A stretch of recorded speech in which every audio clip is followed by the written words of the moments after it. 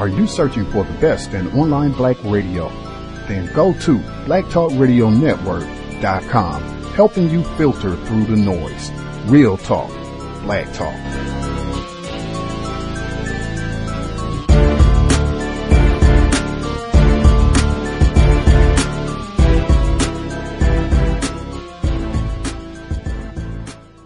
The internet is full of half-truths and all-out lies. We've all seen them, and many people on social media complaining about it.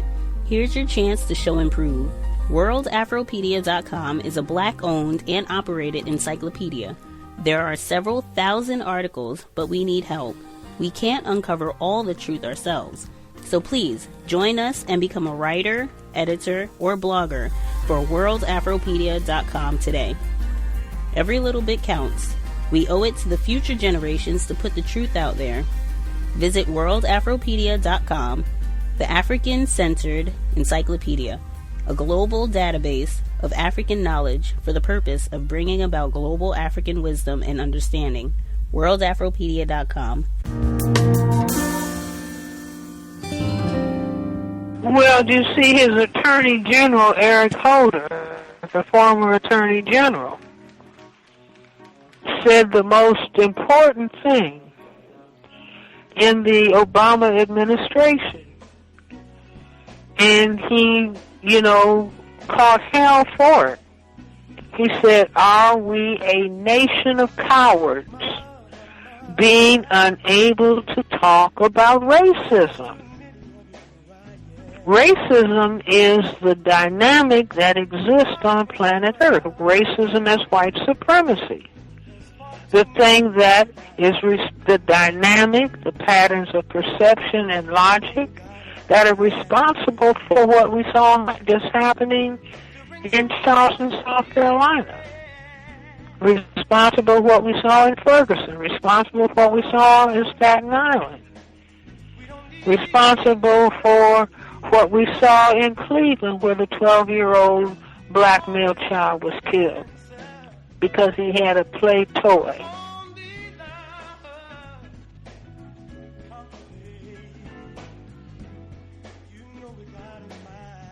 So when the president is unable to, the president doesn't have any problem talking about the rights for women. The president doesn't have any problem talking about protecting the rights of the gay, the lesbians, and the transgenders. The president doesn't have any problem talking about America's responsibility in making certain that the Israelis are secure. But he cannot bring his mouth to say that it is critically important that the lives of black people be protected, and we must begin to focus on the system of racism, white supremacy that has negatively impacted the lives of all black people for the last 500 years. The very fact that he cannot give specific focus to black people indicates that he doesn't, final analysis, have deep respect for himself or black people, and as a consequence, the white people don't respect him. So you have to respect yourself, even if other people disagree with positions that you take.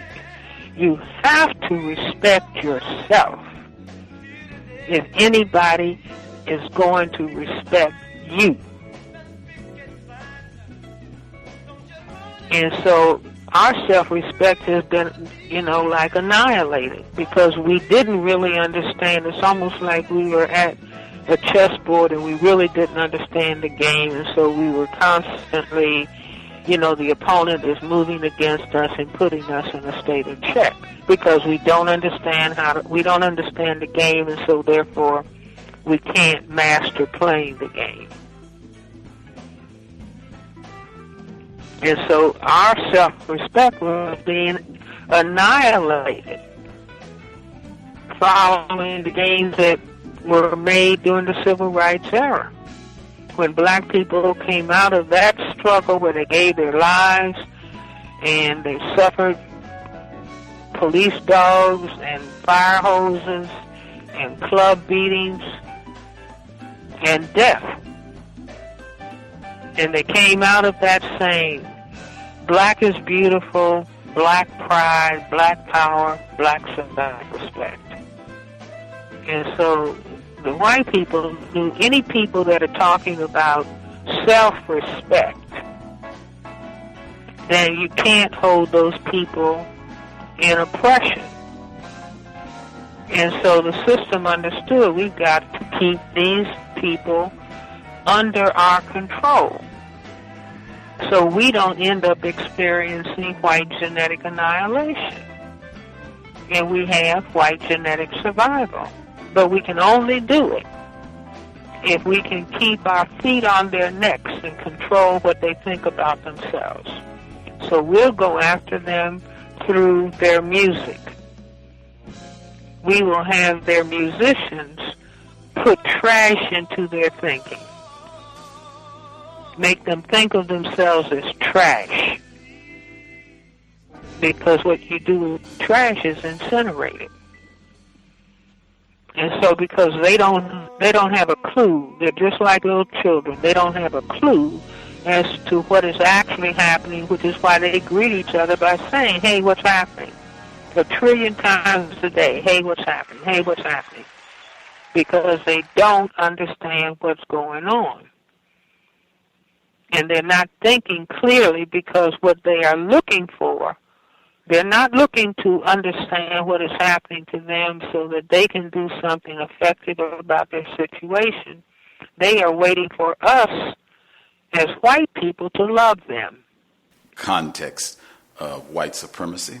Gus T Renegade in for another broadcast, hopefully to share constructive information on the system of white supremacy. Today's date, Tuesday, June 21st, 2016. So I have been told. Dr. Frances Cress Welsing, author of the ISIS Papers, Keys to the Colors, certainly her theory of white genetic annihilation, fundamental aspect to understanding what it means to be white, what racism, white supremacy is, how it works, why individuals classified as whites do what they do. Dylan Storm Roof et al. That segment was from her visit almost 1 year ago to the day. Dr. Welsing was a guest on this here program 31 times. She made many profound comments. In fact, Dr. Welsing was here at so many pivotal moments. She was here on the 10-year anniversary of 9/11. She was here within days of the verdict in the trial for the murder of Trayvon Martin. She was here literally days after the execution of Troy Davis. Just so many pivotal moments over the past 7 years or so where she visited with us. But in my opinion, that is the singular most important visit that she had on this program. And that was literally hours after the Charleston, South Carolina massacre at Mother Emanuel AME Church. And I mean, literally, I called her the Thursday morning after the shooting. And when I called her, President Obama was giving his initial remarks about all of this. She was listening to it, watching it on television. I was watching it as well. Asked her if she'd be willing to come on the program. She said, yep, today we can do it right now. Getting ready to roll. She came on that evening. So 24 hours hadn't even passed from the shooting when she came on and gave those remarks. That's just, I'm glad we were able to do it. But I mean, some of the things that some of the commentary that she gave in that program, just incredibly profound, particularly reflecting back 1 year later on what she had to say at that moment. I thought that would be a great point to start with today. Our guest for the broadcast today, he has been on with us many times over the past 3 years. I think his first visit, speaking of Troy Davis, his first visit on the cows was 2011, literally the day of the execution of Troy Davis down in Georgia. I think as we were going live, they were just preparing to kill that black male in Georgia, but he too has been with us many times over the years. I know a lot of our listeners, he is easily one of their favorite guests, folks that they always look forward to hearing from. We've talked about some of the different books that he's authored over the years. Reality Check, The Awakening, where he's talking about President Obama and the symbolism, what that means within the system of racism. President Obama being in the White House, we certainly have had many of his thoughts, commentary. Somehow a lot of his visits have coincided with mass shootings over the years. I think he was with us in 2012 on the same day of the Sikh temple shooting. I think he was with us in 2000. If I get my dates correct, I think he was with us in 2013 within hours, literally, of American sniper Chris Kyle being shot and killed at a gun range, no less. It has been amazing. I have no idea what's going on with all of that, but he has been with us quite a few times, right when some major shootings have happened, and the programs were already scheduled. It just so happened that when got time for him to rock and roll for the program, something had happened. And even this program, even though we're a little bit past the shooting in Orlando, we had picked the date, scheduled it. He was supposed to come. And then I think just shortly after we scheduled him to be on the program, the shooting happened in Orlando, Florida. So we will certainly be looking forward to getting his thoughts, observations on what took place in Orlando as well. You can visit his website, eyesofma'at.com, eyesofma'at.com. It's linked in the description to the program. He is also a behavioral neuroscientist, neuropsychologist, alumnus at North Carolina A&T, educator, as I mentioned, an author, and a father. Always a hoot to have him on the program. Joining us once again, our guest, Dr. Niyana Rasayon. Dr. Rasayon, are you with us, sir? My brother, can you hear me okay? Crystal. Wow, brother, you remember when I sent you that email? First of all, I want to say that I'm honored that you invited me to come in and share my perspective on these incalculable, phenomenal, and distasteful and painful events that are happening right now in the realm that we occupy. And I also want to just say right from the start that it's very, very challenging and difficult for anyone to deal with the loss of life, particularly when it's traumatic and one doesn't have an iota of a clue that something of this magnitude is about to transpire on this plane. So I sent out my best chance and blessings and thoughts of support for all those individuals that have been impacted by this incredibly distasteful phenomenon that has impacted in the U.S., and in particular to my brothers and sisters in continental Africa and my brothers and sisters down in South America who have to endure things of this magnitude, quite frankly, rather frequently. It just doesn't make the news in the U.S. So my ears are open, and I hope that I'll be able to share some perspective with regard to whatever you may bring up that you'd like for me to respond to. And thanks for having me on board. Thank you for sharing a bit of your Tuesday evening, coinciding with the solstice as well, which is significant. Before I get to the Orlando shooting, in my opinion, the shooting at Charleston, in Charleston, South Carolina, Mother Emanuel AME, took the lives of 9 black people, 6 black females, 3 black males last year, is one of the most profound, significant events with regards to racism, white supremacy, and really, in my view, history in this part of the world in the last 50 years, easily, no question, in my view. In not only an act of white terrorism, in my view, the trial coming up, Dylan Storm Roof facing the death penalty, the white supremacist manifesto that he left, what he said, but in my view also this being potentially a political assassination with Reverend Clementa Pinckney being a state senator in South Carolina. We read Ben Tillman, the biography on Ben Tillman, former governor, former senator, U.S. senator in the state of South Carolina. They have a long history of political assassinations of black people in the state of South Carolina when they feel that niggers have gotten a little too uppity and they need to restore order and put things back in their place.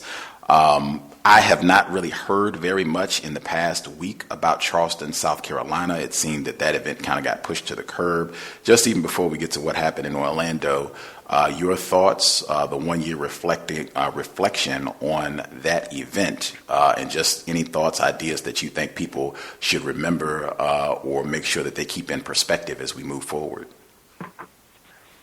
Frankly, I think anytime people of color in any of our newspapers and our news shows and special programs that we have access to, I think that we need to juxtapose upon whatever footage that people will portray that deals with the carnage that recently occurred in Orlando. We should put side by side on the on the television screen, exactly what occurred in Charleston, South Carolina. And as a matter of fact, down at Mother Emanuel African Methodist Episcopal Church in Charleston throughout this week, they are doing any number of things to honor the 9 individuals that lost their lives in that particular carnage that was basically levied upon the people in that church during prayer service with that young man that you just mentioned, or that young denizen of humanity, DR middle name Storm. And we talked about him extensively the last time in terms of how the belief was that early the next morning when they arrested him, that they took him to Burger King, allowed him to get food, and they just treated him just like he was a regular citizen. They also mysteriously did not allow us to find out exactly where his family lived. It wasn't in Charleston, but it was probably somewhere between 60 to 80 miles outside of Charleston. I've forgotten the name of the little city. But no one visited his home, checked out his parents, his father. You didn't see cameras in his yard, and he was 21 years of age, and logic would suggest that perhaps he should have had some kind of ties with his family, given this most recent carnage that took place in Orlando. That male that has been identified as the lone assailant or assassin in that setting was 29 years of age. So I think it's very interesting that as we talk about Orlando, I want to be very clear that we don't need to forget about what happened in Charleston, because unfortunately what occurred in Orlando was something that anybody, unfortunately, could become a victim that attended that club during that particular night for a Latino night. On the other hand, in Charleston, South Carolina, at the African Methodist Episcopal Church in Mother Emanuel, they were having Bible study. And as we repeated during our show the last time we talked briefly about it, he came into the church, reloaded his weapon several times, asked them to identify Reverend Clementine Pickney, and literally, I don't know how many times he shot him, but the point being, I agree with you 100%. Not only did that present itself as an act of domestic terrorism, it literally looked like an assassination, and unfortunately, the other 8 individuals that expired as a part of the carnage, I would not suggest that they were collateral damage, but I do think that that was part of what they wanted to present, to give you the impression that they were just trying to wipe out all of those people. Particularly when you look at the fact that Storm had written a manifesto that was so eloquently written about all of the concerns and issues that he had. And more importantly, keep in mind, this is a sanctuary where people were sitting around studying Christian scripture. So they had no way to defend themselves. But I'll pause, and if there's something that I can add to it, I'm sure it will percolate as we continue to dialogue about it. For sure. Just you talking about his parents, I thought one of the more profound comments that I heard over the last 2 weeks, 3 weeks, with regards to dealing with Storm Roof and what we know about his parents or what we don't know about them. For folks, I know it got international attention, the incident at the Cincinnati Zoo with the shooting of this gorilla in order to protect a black child. We got all kinds of background information about the black parents in that case, whether they were crack addicts and criminal records and everything, all types of investigation and a whole dossier on their family history. We still don't really know very much about Dylan Storm Roof's parents. At least I don't. I didn't see that get blown up in the media as much. That is white power, the system of white supremacy. That speaks to the epitome of what you are always amplifying through the wisdom of Dr. Francis Cress Welsing. And I'm going to speak briefly about that, particularly the incident at the zoo and how they identified the parents of that 3 to 4 year old child.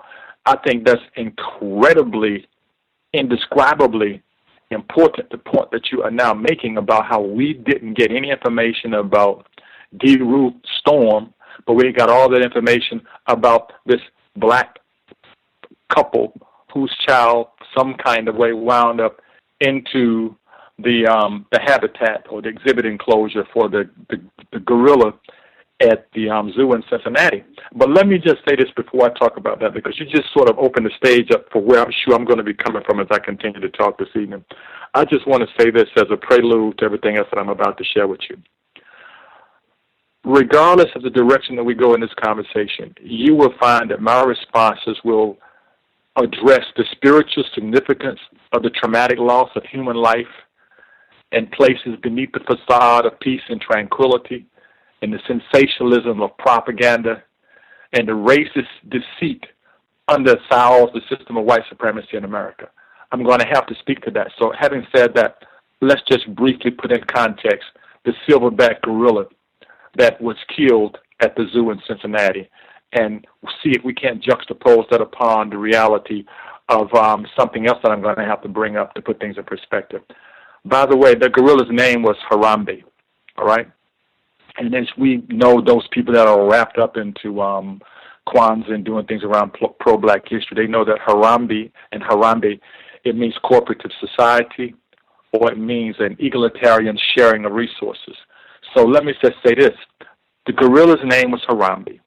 The kid some kind of way wound up having fallen into the moat, and that gorilla was actually protecting or putting that child to the side in the midst of the screams and the hollering that was going on by all those individuals that were at the zoo. And by the way, for the most part, the parent, my understanding from what I've seen, the mother wasn't really screaming and tripping like some of the other Caucasian individuals that were implying that some kind of way the child was in harm's way. And I don't want to suggest that the child could not have possibly been harmed, but if you look at the actual footage around the gorilla, other than him, flinging him or gliding him or skirting him through the water in the moat, he was taking it from one place to another.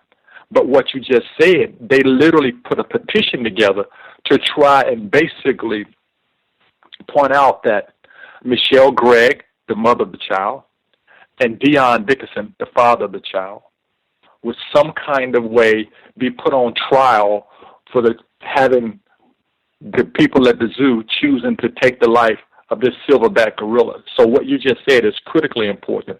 We talked about those individuals in such harsh terms. They even wanted to try and suggest some kind of neglect in terms of the child winding up finding his way, 3 to 4 year old child, into the particular enclosure for the grade 8, the silverback gorilla. Now, let me just say this to you. You do know that I think it was probably, did it happen 2 days? It happened 2 days. What was the day that the alligator got the kid in Disneyland? Wasn't that 2 days before, 2 days after the carnage in Orlando? I think that was a couple days after. Okay, so this was June 14th, because the actual carnage took place in Orlando. Was that on Saturday, like on the date was it Saturday? What was the date? Saturday to what? Technically, it was Sunday. It was after midnight, so technically... Yeah, it was like about 2 o'clock in the morning. Right. So it was on the 12th. Yes, okay, sir. So it happened on the 12th at around 2 a.m. in the morning. Right. But let me just revisit for you that incident that took place on the 14th with the gate. I'm going to share with you some symbolism as we talk about what happened with those individuals that lost their lives in Orlando. And I don't want to get too spooky, but I just want to tell you something. Keep in mind that they say that this father had his little child out near something called Seven Seas Lagoon, that little man-made area down at Lake Buena Vista. They call it the Seven Seas Lagoon in Disney World. I want to say to you that the black child, in my view, wasn't in any way at all, literally, in harm's way with the gorilla based upon what a lot of other people have been saying, other than he could have possibly been scuffed or injured when the gorilla was taking it from point A to point B. And if people don't know, like if you don't have the alpha gorilla to make a statement for all the other gorillas, the probability of that child being hurt by other gorillas was probably great. And more importantly, the probability of the gorilla literally operating out of a protective mode to think that those people that have made all that noise were somehow neglecting it and put that child in harm's way. So when I bring to your attention about the alligator snatching this 2-year-old child and taking him out until they said the child drowned, let me point out to you some of the general symbolism around that before we talk about Orlando. That particular kid's father's name, his name was Matt, okay, and from Matthew. And Matt, basically his name actually means like somebody that is a gift from God. I don't want to confuse you. When I say confuse you, because I'm saying a lot. And the child's mother name was Melissa, which meant the bee or the honey bee or the red flower. Those people were from Nebraska, okay? And Nebraska comes from an Auto-Indian term or Auto-Native American term called Nebraska. And that term carries the connotation of flat water. So what I'm getting at is this. You process, just before all these things were hitting the fan, we were in the process of getting ready to do what? We had already begun. We were grieving Muhammad Ali and his funeral, okay? And I'm going to talk about Muhammad Ali in the context of Francis Welsing at the same time, momentarily. Now, keep in mind what I just said about this child being snatched. They say from the father's hands, but other people say that the kid was kind of wading in a little water around the shore near the Seven Seas Lagoon. That kid's name was Lane Graves, Graves. That child's name, Lane Graves, it means that he was incarnated into a family, placed on a path to oversee the properties and deeds of man. Now, I'm talking about this for a particular reason. But he was snatched and subject to body trauma and then drowned. So what I'm trying to point out to you is we just eulogized Muhammad Ali. We talked about all the things that were going on with Muhammad Ali. And the next thing you know, what had happened in Charleston, South Carolina wasn't really in the news. But as you said, I sent you an email. I pointed out to you that, wow, here we go again before I come on your show. And we've had another mass killing. And that mass killing was done in a country that never respects brown and black people. And by the way, in that environment, there may have been possibly 2, maybe 3 people that were Caucasians. All those people in that environment appear to have been, based upon their names, either Latino or they were clearly brown or black people. I'm sure you know that, correct? And that particular night in Orlando, they called that Latino night. Now, what I'm getting at is this. You look at the symbolism of the silverback gorilla was identified as more important than the black family, and to some white people, it was even identified as more important than the child. Now, I'm not suggesting that the gorilla should have been killed. I'm suggesting that those people probably scurried about and acted in a manner that they thought would be in their best interest, but I also think that they were probably more concerned about being sued later or having that Zeus shut down than trying to save that little black baby. That's my personal opinion, okay? I think that they were concerned about all the ramifications that would occur later on. Now, as a result of that happening, and by the way, that particular child, his name is Isaiah, and Isaiah means God has saved. Now, I know this sounds a little metaphysical, but what I'm getting at is this. When we talk about racism and how guns are all over the place and how nobody really gives a crap about what happens to our people, like the 9 people that were killed in Charleston, South Carolina, clearly the assassination of the Reverend in that environment, it doesn't come up. But I guarantee you when we start talking about terrorism, unfortunately, and this is in no way saying anything negative about the brothers and sisters who embrace that alternative lifestyle, the LGBT community, but I bet you that when we begin to talk about terrorism in this country, you're going to find that particular level of carnage juxtaposed on all of the systematic acts of terrorism that have been levied upon black people in America for God knows how long, and that's going to take precedence because in America we do what? We determine how good or how bad something is by the number. And as a result of 49 lives being lost in that environment, it's going to trump everything in terms of a mass killing at that level, save Timothy McVeigh, all right, out in Oklahoma, and save the World Trade Center because it was done by one individual with some weapons that he should not have had his hands on. Now, I'm going to pause for a second because I know I said a lot, and I might need to, build on a couple of the things that I said to give some clarity to what I'm talking about, because this is a complicated issue that we're talking about, and that we're talking about the symbolism of what's going on the planet. But it is not complicated. It is very simplistic when we talk about the environment of institutional racism, white supremacy, in terms of what it creates in the minds of individuals, what it allows to happen to individuals, and how we don't pay attention to anything until it happens to white folk. Are you following me? Oh, for sure, for sure. Context of white supremacy, again, Dr. Niyana Rasayon. We do make an effort, I make an effort to pay attention to words on this program. I took time earlier in the week just to look up the definition for the word pulse, because that's the nightclub where this happened at, and you are correct. This was what they call Latino night, Latin night at the club. Most of the victims, at least the individuals who were fatally wounded, to me look like they would be classified as non-white. I saw some folks who had a high concentration of melanin, definitely looked like they'd be classified as black, and even a lot of other folks, as I said, that I think they would be classified as non-white, and I think that has been dramatically underplayed in how this event is talked about. But just to give the quick definition of the term pulse, the central point of energy and organization in an area or activity. Next definition, to ascertain the general mood or opinion of, which I thought was interesting. And they give some usage in a sentence. The usage in a sentence for the last definition I read, to ascertain the general mood or opinion of. He hopped around the country to visit the stores and take the pulse of consumers. Now, the question where I want to ask is that the point that you raised to end with, I thought was so important when I was trying to think about this event in Orlando, and all of this being next to the solstice as well, probably should not be ignored.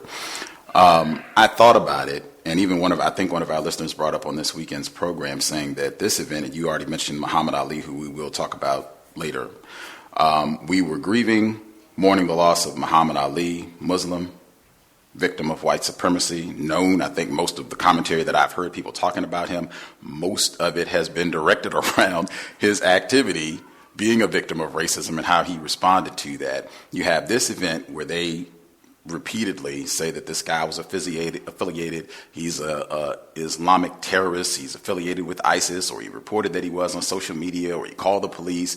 Lots of this to identify, get that Muslim terrorist, all of them. And this event happening almost on the same day. It happened on the 12th. The Charleston shooting was the 17th of June. When we were preparing to focus a lot of attention on the 1-year anniversary of Sandy Hook, at least in my opinion, and I want to get your thoughts, two of the most important things that I think that are going to happen as a result of this event. Number one, totally concealing Charleston. I don't think that got very much attention at all. I know it didn't out here. It didn't get a peep. People were only focused on what happened in Orlando with the alligator and this incident, and O.J. Simpson, of course.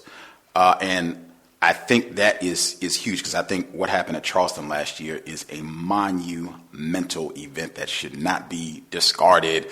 I mean, 1 year, and that's not even we're talking about. We haven't had Dylann Roof's trial yet. That's one. The second point that I think is equally important, as you said, in terms of which lives matter. Gorilla lives matter more. Alligators' lives matter more.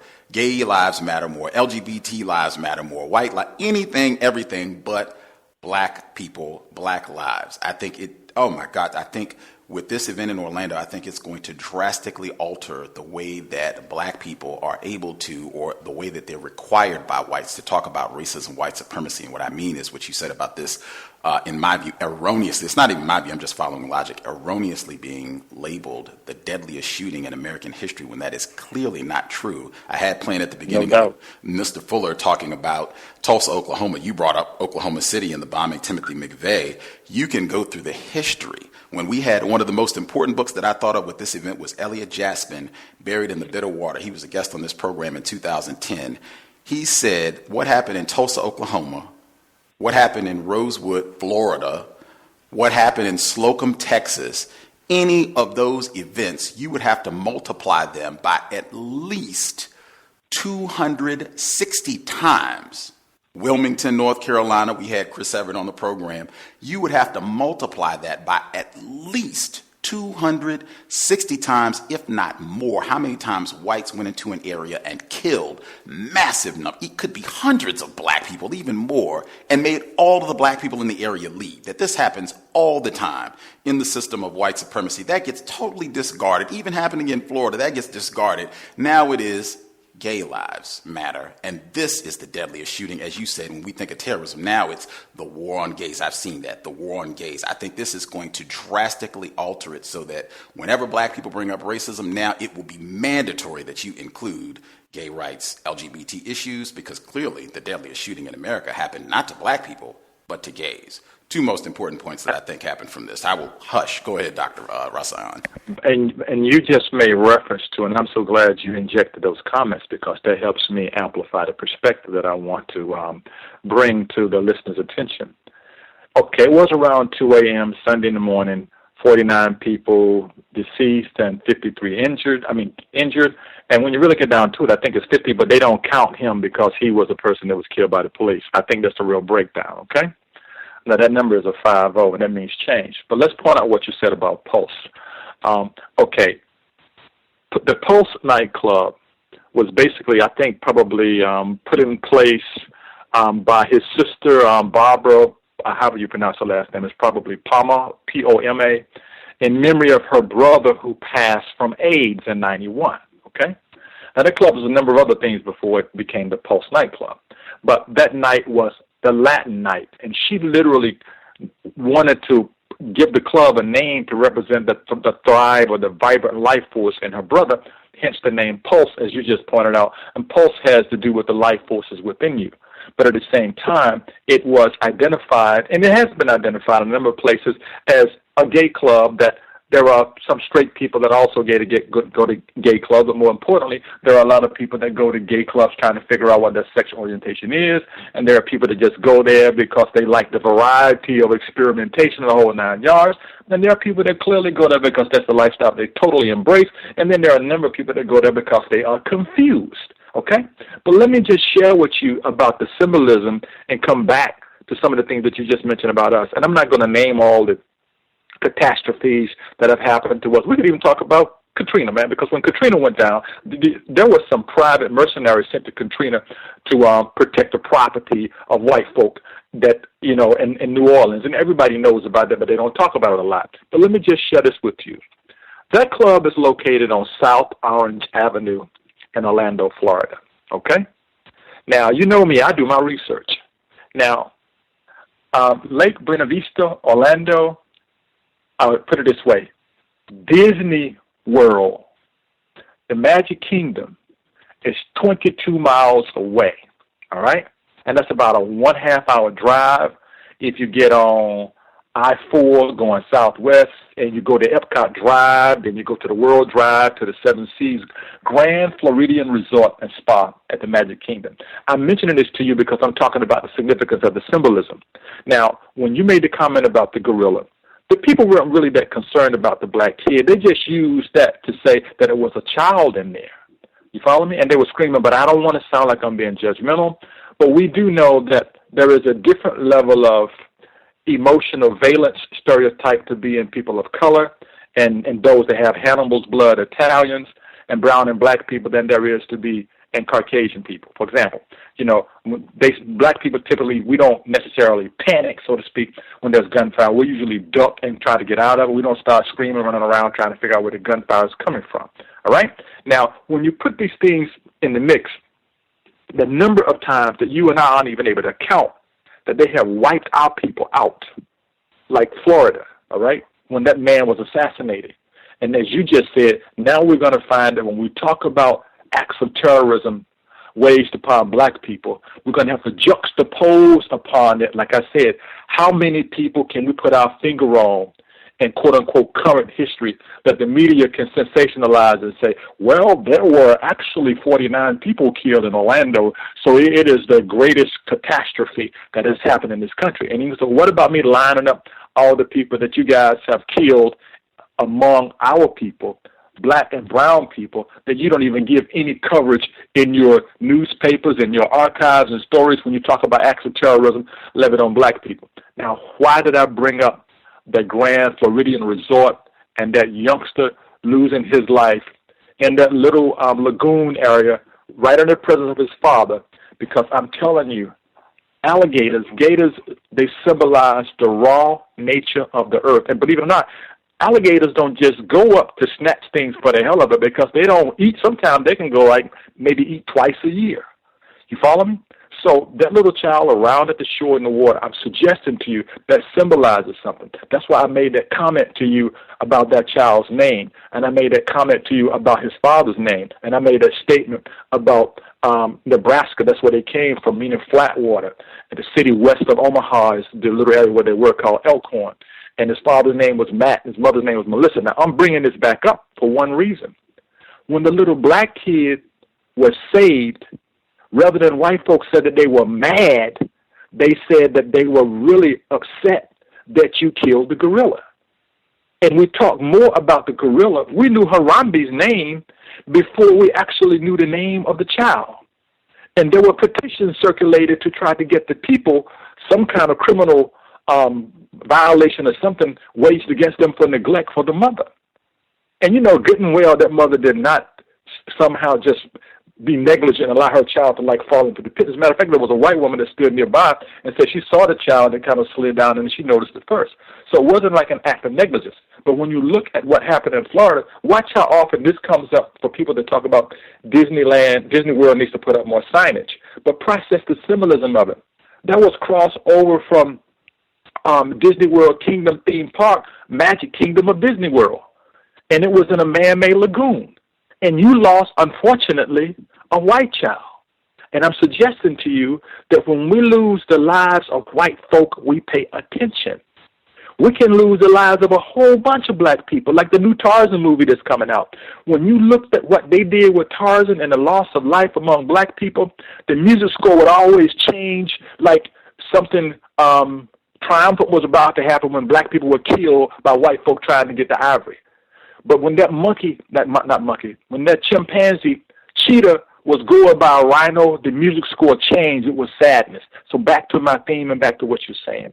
When we talk about the lives lost among black people, not only does America collectively not give a damn, she does some very sophisticated things to push it out of the eye of the media.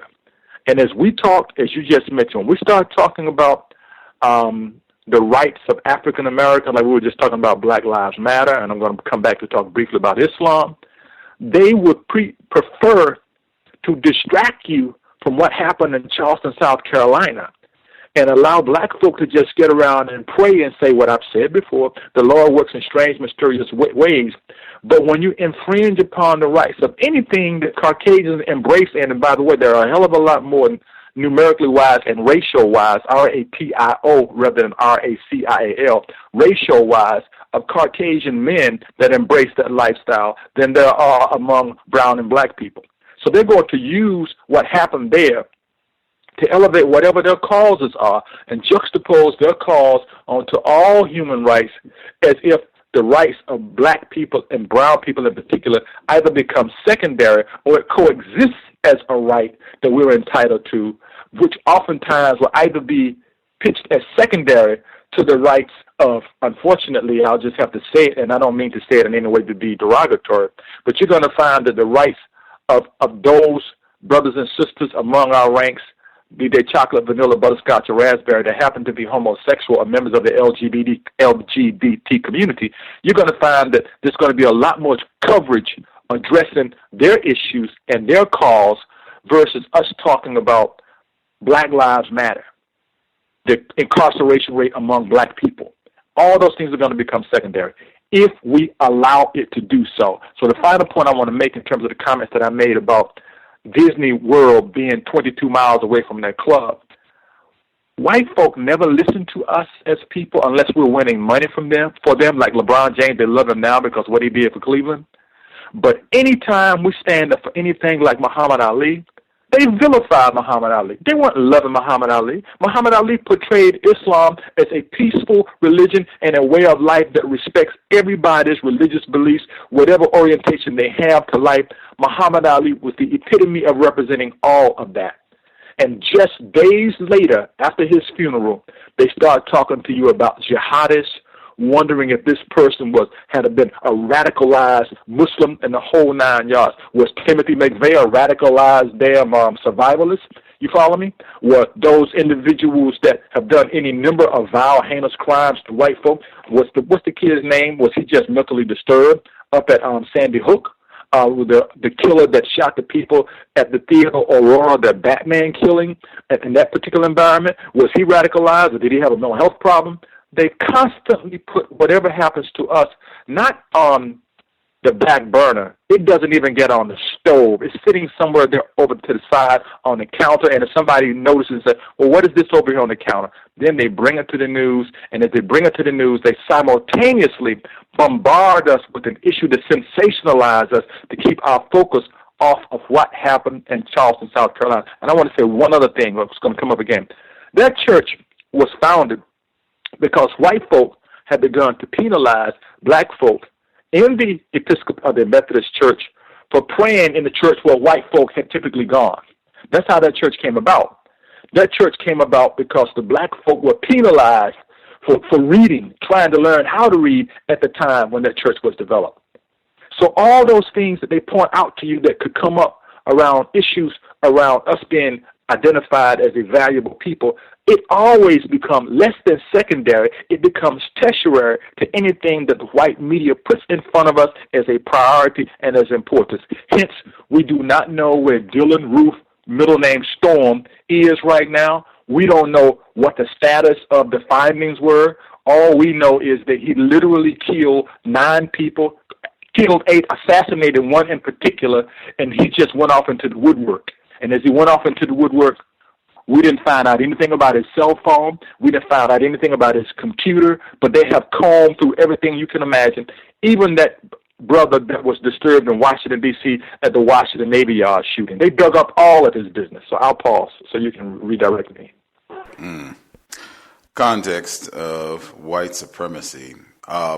Just in my view, and I think this is super important because it's obvious, it's logical if you just pay attention. Anytime a black person even sounds like they are not speaking with unbridled enthusiasm about gay rights, anything that is associated with what they call the LGBT community, immediately you are the greatest homophobe in the history of life, and you should be attacked and vilified. Like, this has been consistent, and it's worldwide where they have done, and it's exclusive to black people. Like, whites can go out, that bill that they've been raising a fuss about in North Carolina, HB2, about who can go to potty where, it was all white people. I did not see the NAACP. I didn't see the Urban League. I didn't see Al Sharpton down in North Carolina clamoring and saying we got to get HB2. I'm afraid of who's going to be in the bathroom. But that was all white people, and nobody comes out and blasts whites as being homophobes. It's only black people, and worldwide, where they'll go all over the continent. Oh my gosh, you all are savages and brutes because you're not more evolved on your stance on human rights as it relates to LGBT issues, and we're going to deny you funding if you don't get your act together. They do this in the Caribbean. They do this here in the States regularly, painting blacks as the greatest. They even get people to come out and say this all the time. Sometimes they'll even get victims of racism to come out and say this. Oprah Winfrey said this. Lee Daniels said this. That was his motivation with Empire. This has been going on for years in terms of how, in my view, major act of racism, white supremacy, even Supreme Court Justice Clarence Thomas has been hit with this. In my view, it's not about, quote unquote, hating gay people. I'm not saying that they should be mistreated. I'm not saying that anything bad should be happening to them at all. What I'm saying is that it is highly inaccurate to compare the war and terrorism that has been waged, is being waged against black people, to compare that, to relate that to anything, particularly what is happening if you are quote unquote gay. As I said on the program last week, if you are white and quote unquote transgender, gay, whatever, you're probably racist, and I seriously doubt that anyone is waging a war on you in all areas of people activity. If you're black, I don't care if you're queer, if you're gay, if you're transgender, if you are a child, if you are an elderly person, Your biggest problem is the system of white supremacy. You're not vulnerable because you're gay or LGBT. You're vulnerable because we're in a system of white supremacy. And I'm saying that any conversation, any way of articulating racism, white supremacy, where all this other stuff has to be pulled in, LGBT issues, as though this is all the same thing, it's totally accurate. The record does not support that at all. And in my view, racists are going to use this event, this shooting in Orlando, to make it mandatory. If you do not talk about racism, white supremacy, and include LGBT, gay rights, and all of that, you're not going to get the same type of microphone. You're not going to be validated as a quote-unquote smart, informed person on racism. It might mean we don't publish your book. You don't get the speaking opportunity. We don't give you tenure, or whatever else we want to do to punish and lower your voice, your significance, us validating what you have to say about racism, white supremacy if you don't include this. Is what I just said, does that make sense? Is it logical, Dr. Rasayon?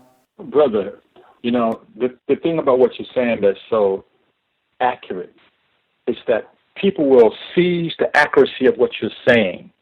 And as they seize the accuracy of what you're saying, they will take little slices of your sentence and compartmentalize that slice of your sentence and imply that you were suggesting that the rights of the LGBT community are secondary to African Americans. If you aren't suggesting anything, you're basically saying that if you are African American or if you're a melanin-dominant human, the fact that you may be a member or part of the LGBT community or whatever, your blackness, your melanin is going to take precedence over all those other issues. And to the degree that you want to talk about your blackness, your microphone time will not only be diminished, it might be muted if you come up to want to talk about what's going on with blacks. It's just like they're talking about Muhammad Ali right now. Muhammad Ali, America didn't like Muhammad Ali. She really disliked that brother in a way God knows. She disliked Muhammad Ali with a passion. And then she learned that Muhammad Ali, like Muhammad Ali said, he didn't want to go to Vietnam. And you had any number of Caucasian males, white boys, going up to Canada and leaving the U.S., going wherever their parents could afford for them to go. But when he said that wasn't his war, I mean, they stripped the brother's title. They took his income. They basically took him out of the circuit for like 3.5 to 5 years. You follow me? And now we talk about Muhammad Ali in general because Muhammad Ali has crossed over. And we didn't hear anything about Muhammad Ali when he was struggling with Parkinson's disease because Muhammad Ali's mouth has been closed by the disease level of degradation in terms of how it compromises his cognitive skills and his ability to verbalize. We didn't like Muhammad Ali. Those of us that knew Muhammad Ali, we knew Muhammad Ali was the king. Ali was the greatest, no doubt about it. He was the greatest in terms of representation of manhood, just like Dr. Frances Cress Welsing is the greatest in terms of representing black womanhood, because she's always put herself on the line to point out the realities of what happens to black people. And if my memory serves me correct and my data sets are reasonably accurate, that has been my understanding of one of the reasons why Howard University pushed her away from Howard University when she wrote the Cress theory of color confrontation and racism. Because they were like, how dare you as a white psychiatrist tell white folk that they have an agenda that directly relates to their fear of genetic annihilation for them to do the crap that they do to black people? How dare you speak that particular level of truth? She was vilified. I mean, to a level that you and I wouldn't even be able to verbalize because the lady was so resilient. So when you point out that what you just said about the rights of the LBGT community, watch how they juxtapose their rights on our civil rights / human rights as black people and allow it to take precedence over our rights and somehow muddy the waters of our rights with their rights and or their concerns. They are going to do that if we allow them to do that. Just as right now we're going to find ourselves not even talking about the carnage in particular in Orlando. We're going to be talking about the hatred of the LBGT community. And they aren't going to talk about it with any kind of candor and detail that happened to have been Latina night. They aren't going to talk about in detail that before the alleged isolated gunman, Mir Siddiqui Mateen, went into the club. He went into the club earlier and surveyed the club, and he went back into the club a little later to do whatever it was that they alleged that he had done. And you probably will never hear anything from forensics about the people that probably bled out during the time the policemen were trying to figure out what they were going to do next. Nor are you going to hear anything about the likelihood and or great probability of there being a number of individuals that were lost as a result of collateral damage / friendly fire that will probably never, ever come up. You follow me? So you're going to walk away with the understanding, as they recorded in history, that this one lone gunman, and it's possible, it's conceivable, that he could have taken the lives of that many people given the kind of weaponry that he had, and understanding ballistics, how those particular rounds can go through a couple of people and how contained they were. It's plausible. But the probability of it happening the way they said it happened is very unlikely, because that guy would have had anywhere 15 to 20 clips in there reloading over and over again to take that many people out, even if they were slightly under the influence of alcohol. But now they're telling you that he was a radicalized Muslim that fell through the cracks, as the FBI people put it. What did they say? He fell through the cracks? Or they dropped the ball is what they said. They dropped the ball on this. And I would submit to you, understanding English as English is, in order to drop a ball, you must first have a handle on the ball. And so if you've been in contact with this person twice and you drop the ball, what does that say about your ability to follow through? And more importantly, he had a history that reflects a whole number of issues around him being somebody that was problematic. And I would suggest to you, Brother Gus, if you were to go online and find some pictures, find some good facial shots, close mug shots, I submit to you that Omar Mateen does not look that dissimilar from Nadil Malik Hassan, the psychiatry that was involved in the Fort Hood shooting. I'm not saying they're the same person. I'm talking about cloning.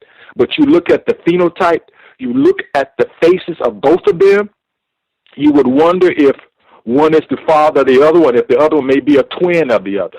So what I'm saying to you is, you cannot trust these people when they start talking about things like this. It's always something that we find out a little later, and a little later translates into three things. Sometimes it translates into 7 to 10 years. Sometimes it translates into over 10 years. And sometimes they tell you about it on the back page of major newspapers while they sensationalize you with another story. Just like right now. What's going on in Charleston? Who's talking about the people down in Charleston? Who talked about the people that played dead when Storm was in there killing everybody? You only hear that Storm allowed somebody to leave so he could tell them what happened, and he was concerned about what was happening to white people. All of this coming out of the mind of a 21-year-old white boy. Man, I'm telling you, all this stuff smells like a wharf where people have all kinds of aquatic life ashore, and nobody has aquatic life on ice. It smells like foul, rotting fish. The cows context of white supremacy, Dr. Niyana Rasayon. Great job amplifying the point. I'll point out, I've seen within the last 10 days, I've seen people coming out and talking about, hey, vote for me. I'm the one that can keep the LGBT community safe. I'm here to protect gays. I've never seen that. I didn't hear that from anybody last year.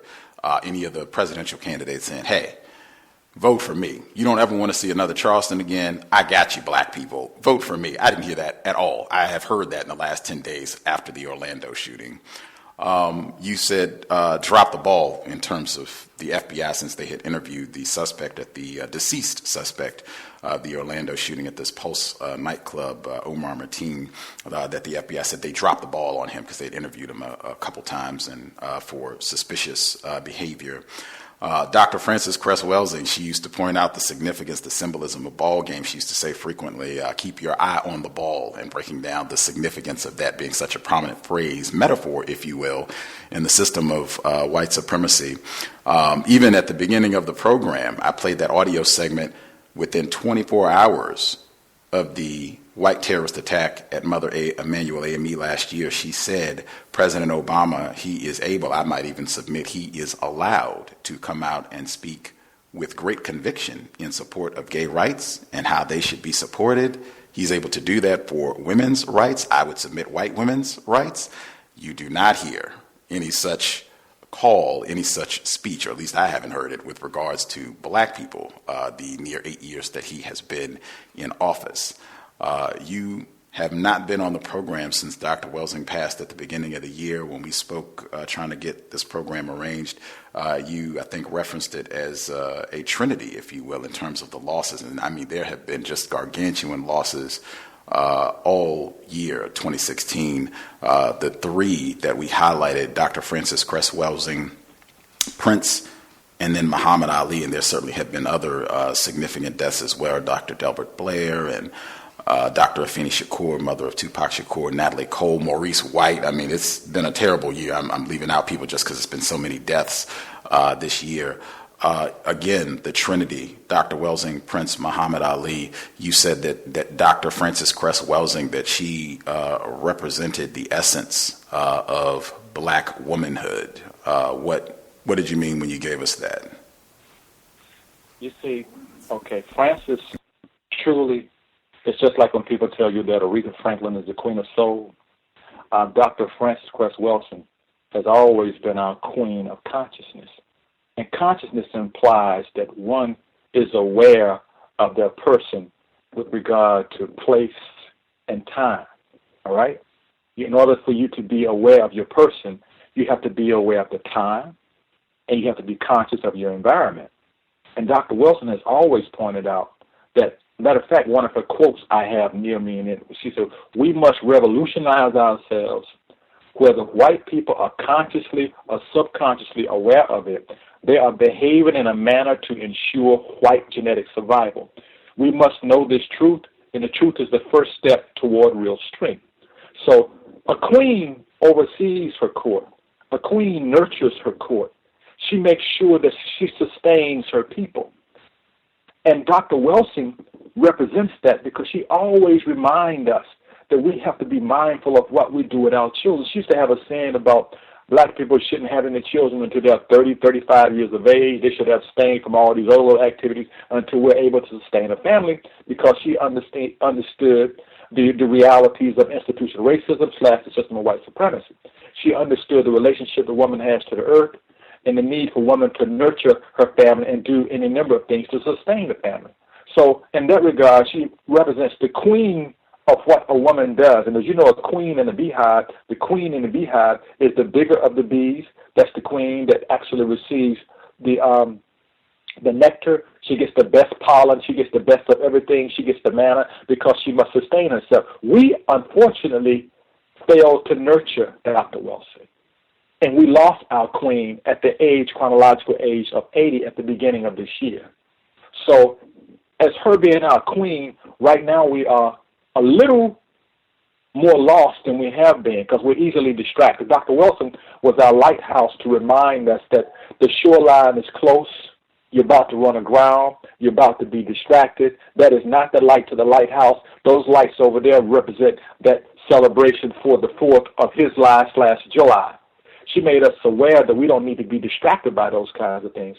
And now that she's no longer incarnate among us, we had the opportunity to basically see Muhammad Ali in the light of who Muhammad Ali really is and what Muhammad Ali really represented. Because Martin Luther King was actually trying to tell, quote-unquote, black Christians that Muhammad Ali basically represented a strong black man who had the strength to stand by his religious convictions. Whereas black people in the church had begun to vilify Muhammad Ali because Muhammad Ali made it very clear to people, I now know who I am. And I knowing who I am a Muslim. I am a man of God. He had a very clear understanding that men of God did not mean that you stepped on other people. Hence, is that guy's name Billy Crystal, the little comedian that did all the imitations of him? Yes, sir. Who was Jewish. And Billy Crystal pointed out how he had befriended Muhammad Ali, and Muhammad Ali called him little brother. But the point being, any number of people pointed out how Muhammad Ali embraced them regardless of their religious beliefs. And contrary to what the American media will have you believe, Islam is a peaceful religion, all right? And a Muslim is one who submits to the will of Allah, who submits to being a peaceful person. But they will have you believe that Muslims are somehow a group of people that run around and did what was done under the umbrella of the papacy during the damn crusades. But that's not what Muslims represent. So now they are suggesting to you, anytime you hear the word Islam, 70% of the time on American TV, you hear radicalized Islamists. Or you hear jihadists juxtaposed upon that, somehow suggesting that these peaceful people who believe in God, who recognize the prophets of God, who embrace their fellow brethren with arms of warmth, recognizing the fact that they have a certain codex that mandate that they pray 5 times to the east, that they acknowledge. Right now we're in Ramadan. I think it ends probably around July 5th or July 6th. They would have you believe that Muslims somehow want to conquer the world and superimpose upon the world beliefs in Allah, because they are so ignorant they don't understand that Allah represents all in all, represents the highest attributes of that which we view as God. So Muhammad Ali pointed that out to everybody. But as he pointed it out to everybody, he basically said that Viet Cong ain't done nothing to him. He ain't going 10,000 miles around the world and shoot at some people and kill some Viet Cong. They ain't never done anything to me. My enemy is right here in America. And so America shut him down for doing that. And black folk crawled into the woodwork and watched him fade away for a while until he came back and became the greatest 3 times. You follow me? And the only person that I know that's 3 times the greatest is the person that white folk calls Herms, who represents Tahuti. And Herms Trismegistus, if that's how you pronounce it, it means that he's the one that oversees the secrets of all knowledge 3 times. Muhammad Ali knew who he was, he understood who he was, and he affirmed who he was. But white folk didn't like the fact that he came from that place where they raised horses. And him coming from that place where they raised horses and then having a consciousness is like, how dare you, Muhammad Ali, say you are the greatest, point out to the world that you are the greatest because you stand beside what you believe in and you are a king in the arena and outside the arena. Prince bringing together the Trinity, representing the son or the child. You may have noticed that some of his last shows, not the one he did in Atlanta, I think the last show he did before he crossed over, Prince had all kinds of battles with, I'll just say, the big music corporate entity because they wanted to take his name. And then he had to take on the position of the artist formerly known as Prince. And he had this symbol that looked like an androgynous symbol that fused Venus and Mars together to represent that I'm not caught up with the name. I just want you to know that the art and the creation comes through me, and I own that, and I recognize that. And if it means you want to take my name to deny me that opportunity, I will still go about understanding your language and say, the artist formerly known as Prince. Prince was our Beethoven of the 20th, 21st century. Prince was one of the most creative and gifted musicians that we have had in this century. But Prince stood firm in what he believed in, and because Prince stood firm in what he believed in, his right to be creative, I'm not going to talk about exactly what I think happened with Prince other than, the meds and things like that and him kind of like falling to ill health. But Prince represented creativity untarnished by white folk trying to tell him how to handle his creative talents. So when you put Muhammad Ali as our king and Frances Cress Welsing as our queen and Prince in the equation, Prince doesn't just represent Prince in terms of what Prince was about. Prince represents the fluidity and the creativity of music. It's just like when you made reference to Natalie Cole and you made reference to Maurice White with Earth, Wind, and Fire. Our music has always been our salvation. Our music has always been our avenue for creativity and fluidity. Our music has always been the vibration for us to dance to and to move around with. Our music has always been this carrier for our songs. So we do that through our music. And when you look at the symbolism of the purple rain is a spiritual rain, and it's a rain that deals with pain and a number of other things. But when you look at the symbolism of the Trinity, you've had so many of our people to think that the only Trinity that they can conceive is the Trinity that they have inherited from the revisions from the Council of Nicaea and what the Catholic Church told you represented the Trinity. The Father, the Son, and the Mother, they represent the Trinity. And they represent the power of the fluidity of creativity.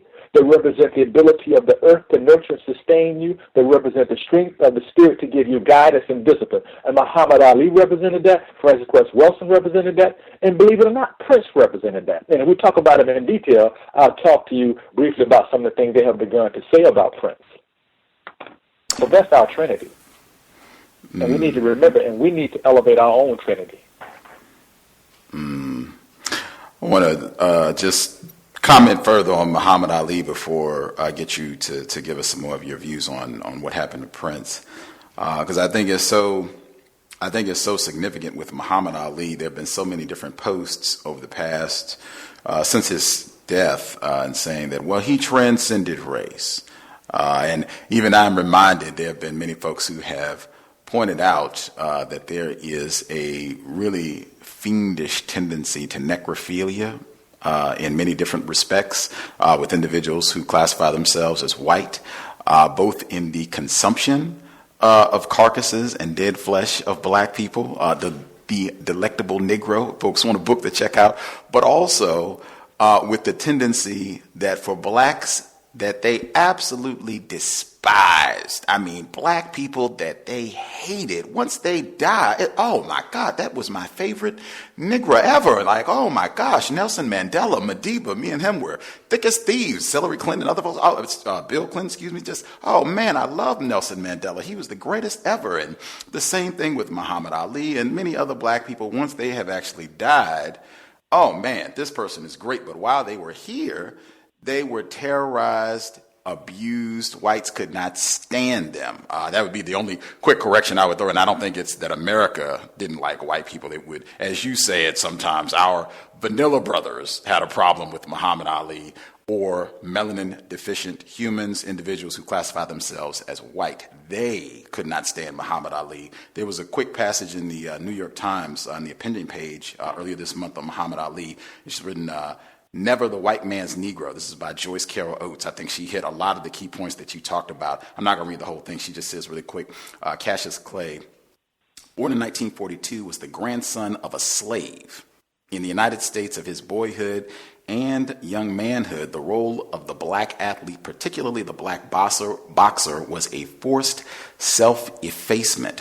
White male anxieties were evidently greatly roiled by the spectacle of the strong black man and had to be assuaged. The greater the black boxer, Joe Louis, Archie Moore, Ezard Charles, the more urgent that he assume a public role of caution and restraint. Kindly white men who advised their black charges to be a credit to their race were not speaking ironically, and yet the young Cassius Clay Muhammad Ali refused to play this emasculating role. He would not be the white man's Negro. He would not be anything of the white man's at all, converting to the Nation of Islam at the age of 22. Immediately after winning the heavyweight championship from Sonny Liston, he denounced his slave name, Cassius Marcellus Clay, which was also his father's name, and the Christian religion in refusing to serve in the army. He made his political reason clear. I ain't got no quarrel with them Viet Cong. An enormous backlash followed where the young boxer had been cheered.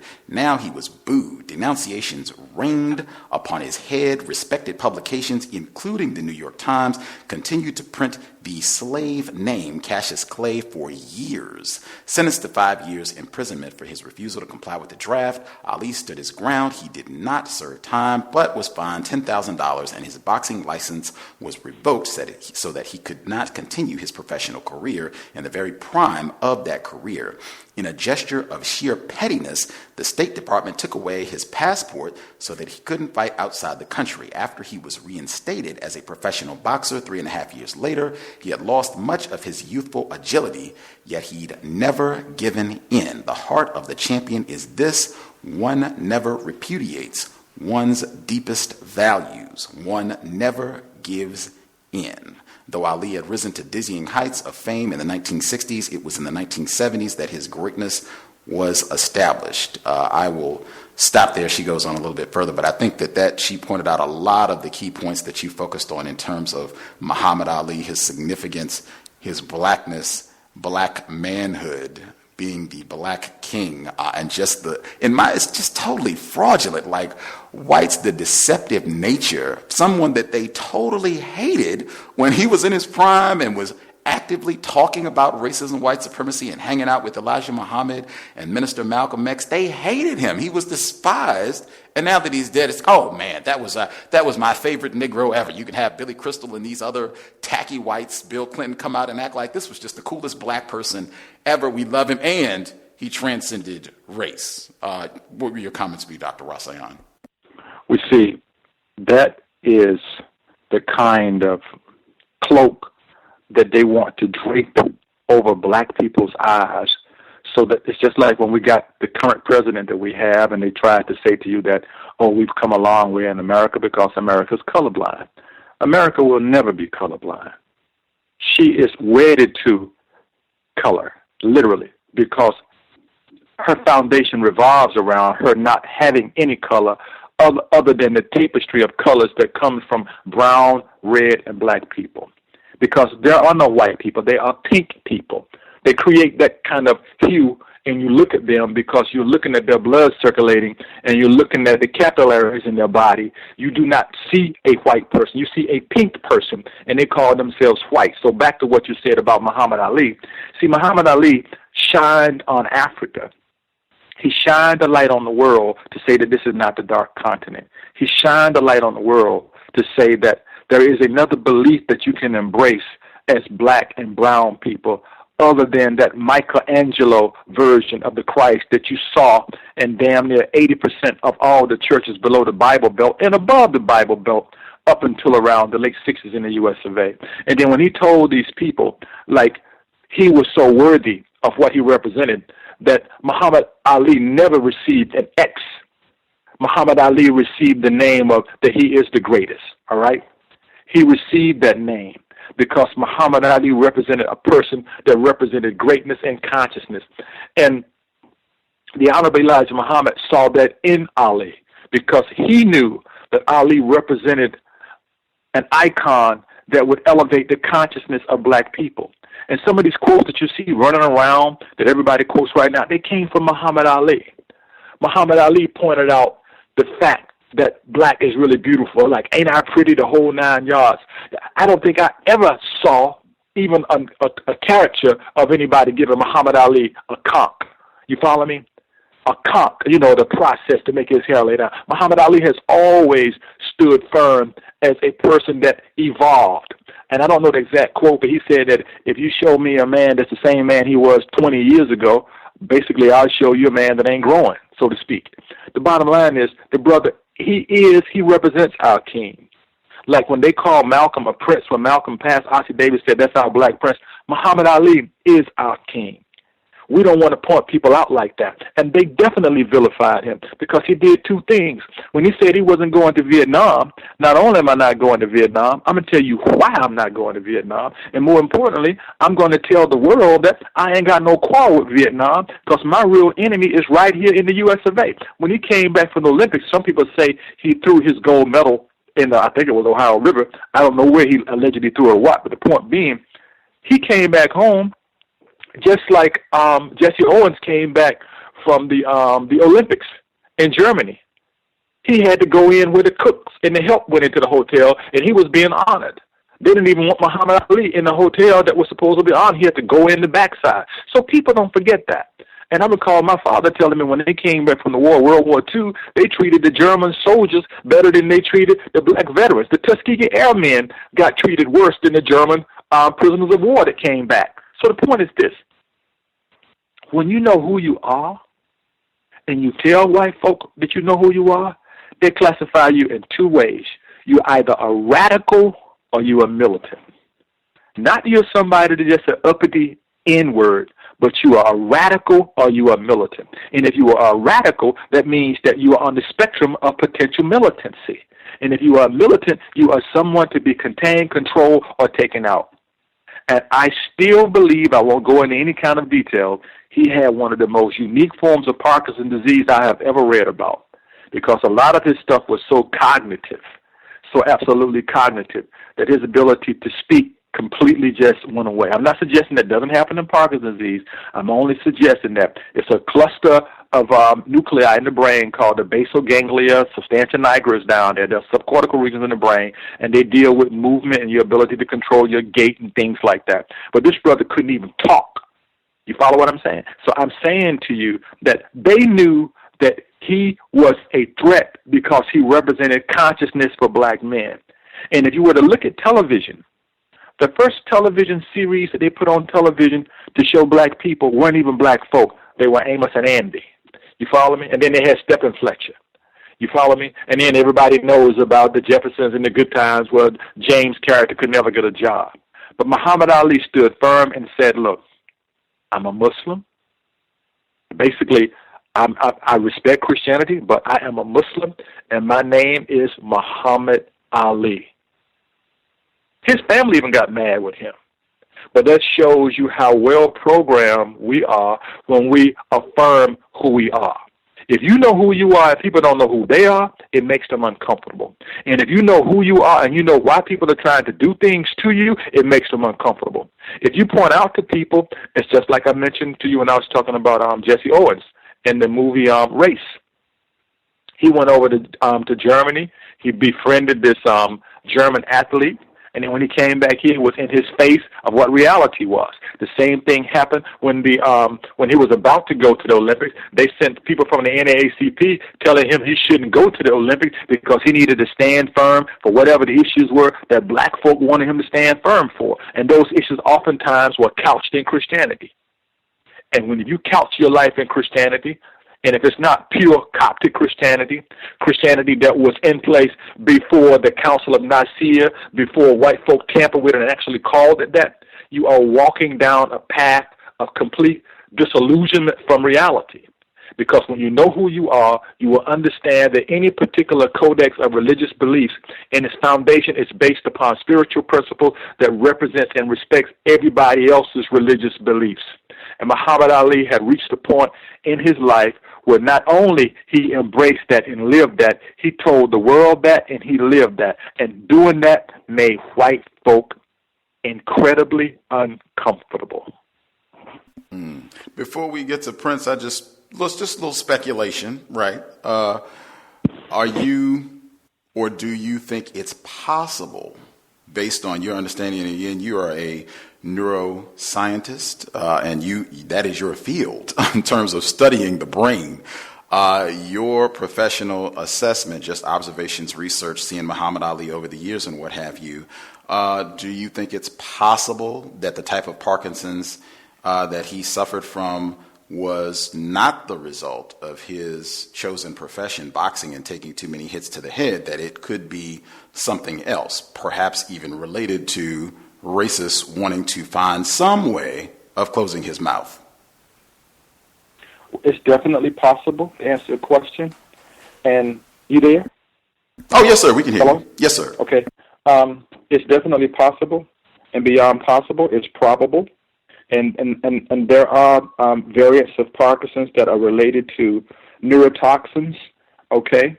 It's not always literally a progression that directly relates to the lack of neuromelanin around a part of the brain called the substantia nigra, which is pigmented, all right? There are other areas called part of the corpus striatum. And so it's definitely possible and it's conceivable. What I was concerned about was the level of cognitive compromise and his ability to really be able to talk. And I'm not suggesting that a person cannot present Parkinson's disease and lose that. But the way it impacted Muhammad Ali, it looked a little bit beyond what we would call like repetitive axonal shearing phenomena, which comes from people getting knocked out regularly, boxing and taking so many blows to the face and the whole 9 yards. I'm suggesting to you that it's definitely plausible, it's very conceivable, and more than likely, it's something that we would probably, unfortunately, be at a disadvantage to get our hands on that information. But it's buku documentation that will suggest to you that any number of degenerative brain diseases can be related to the cumulative degradation of the cortex or screwing up the brain tissue and cells related to neurotoxins. And as a matter of fact, one of the classic ones that people talk about all the time, which is not Parkinson's, but is Alzheimer's disease, it's a unique cluster of degradation of neurons in the brain related to something called tau bodies, and something that relates to brain shrinkage, which has to do with a host of byproducts that relate to, I'm trying to simplify it, like let's just say aluminum oxides or things degrade in the brain, and not enough of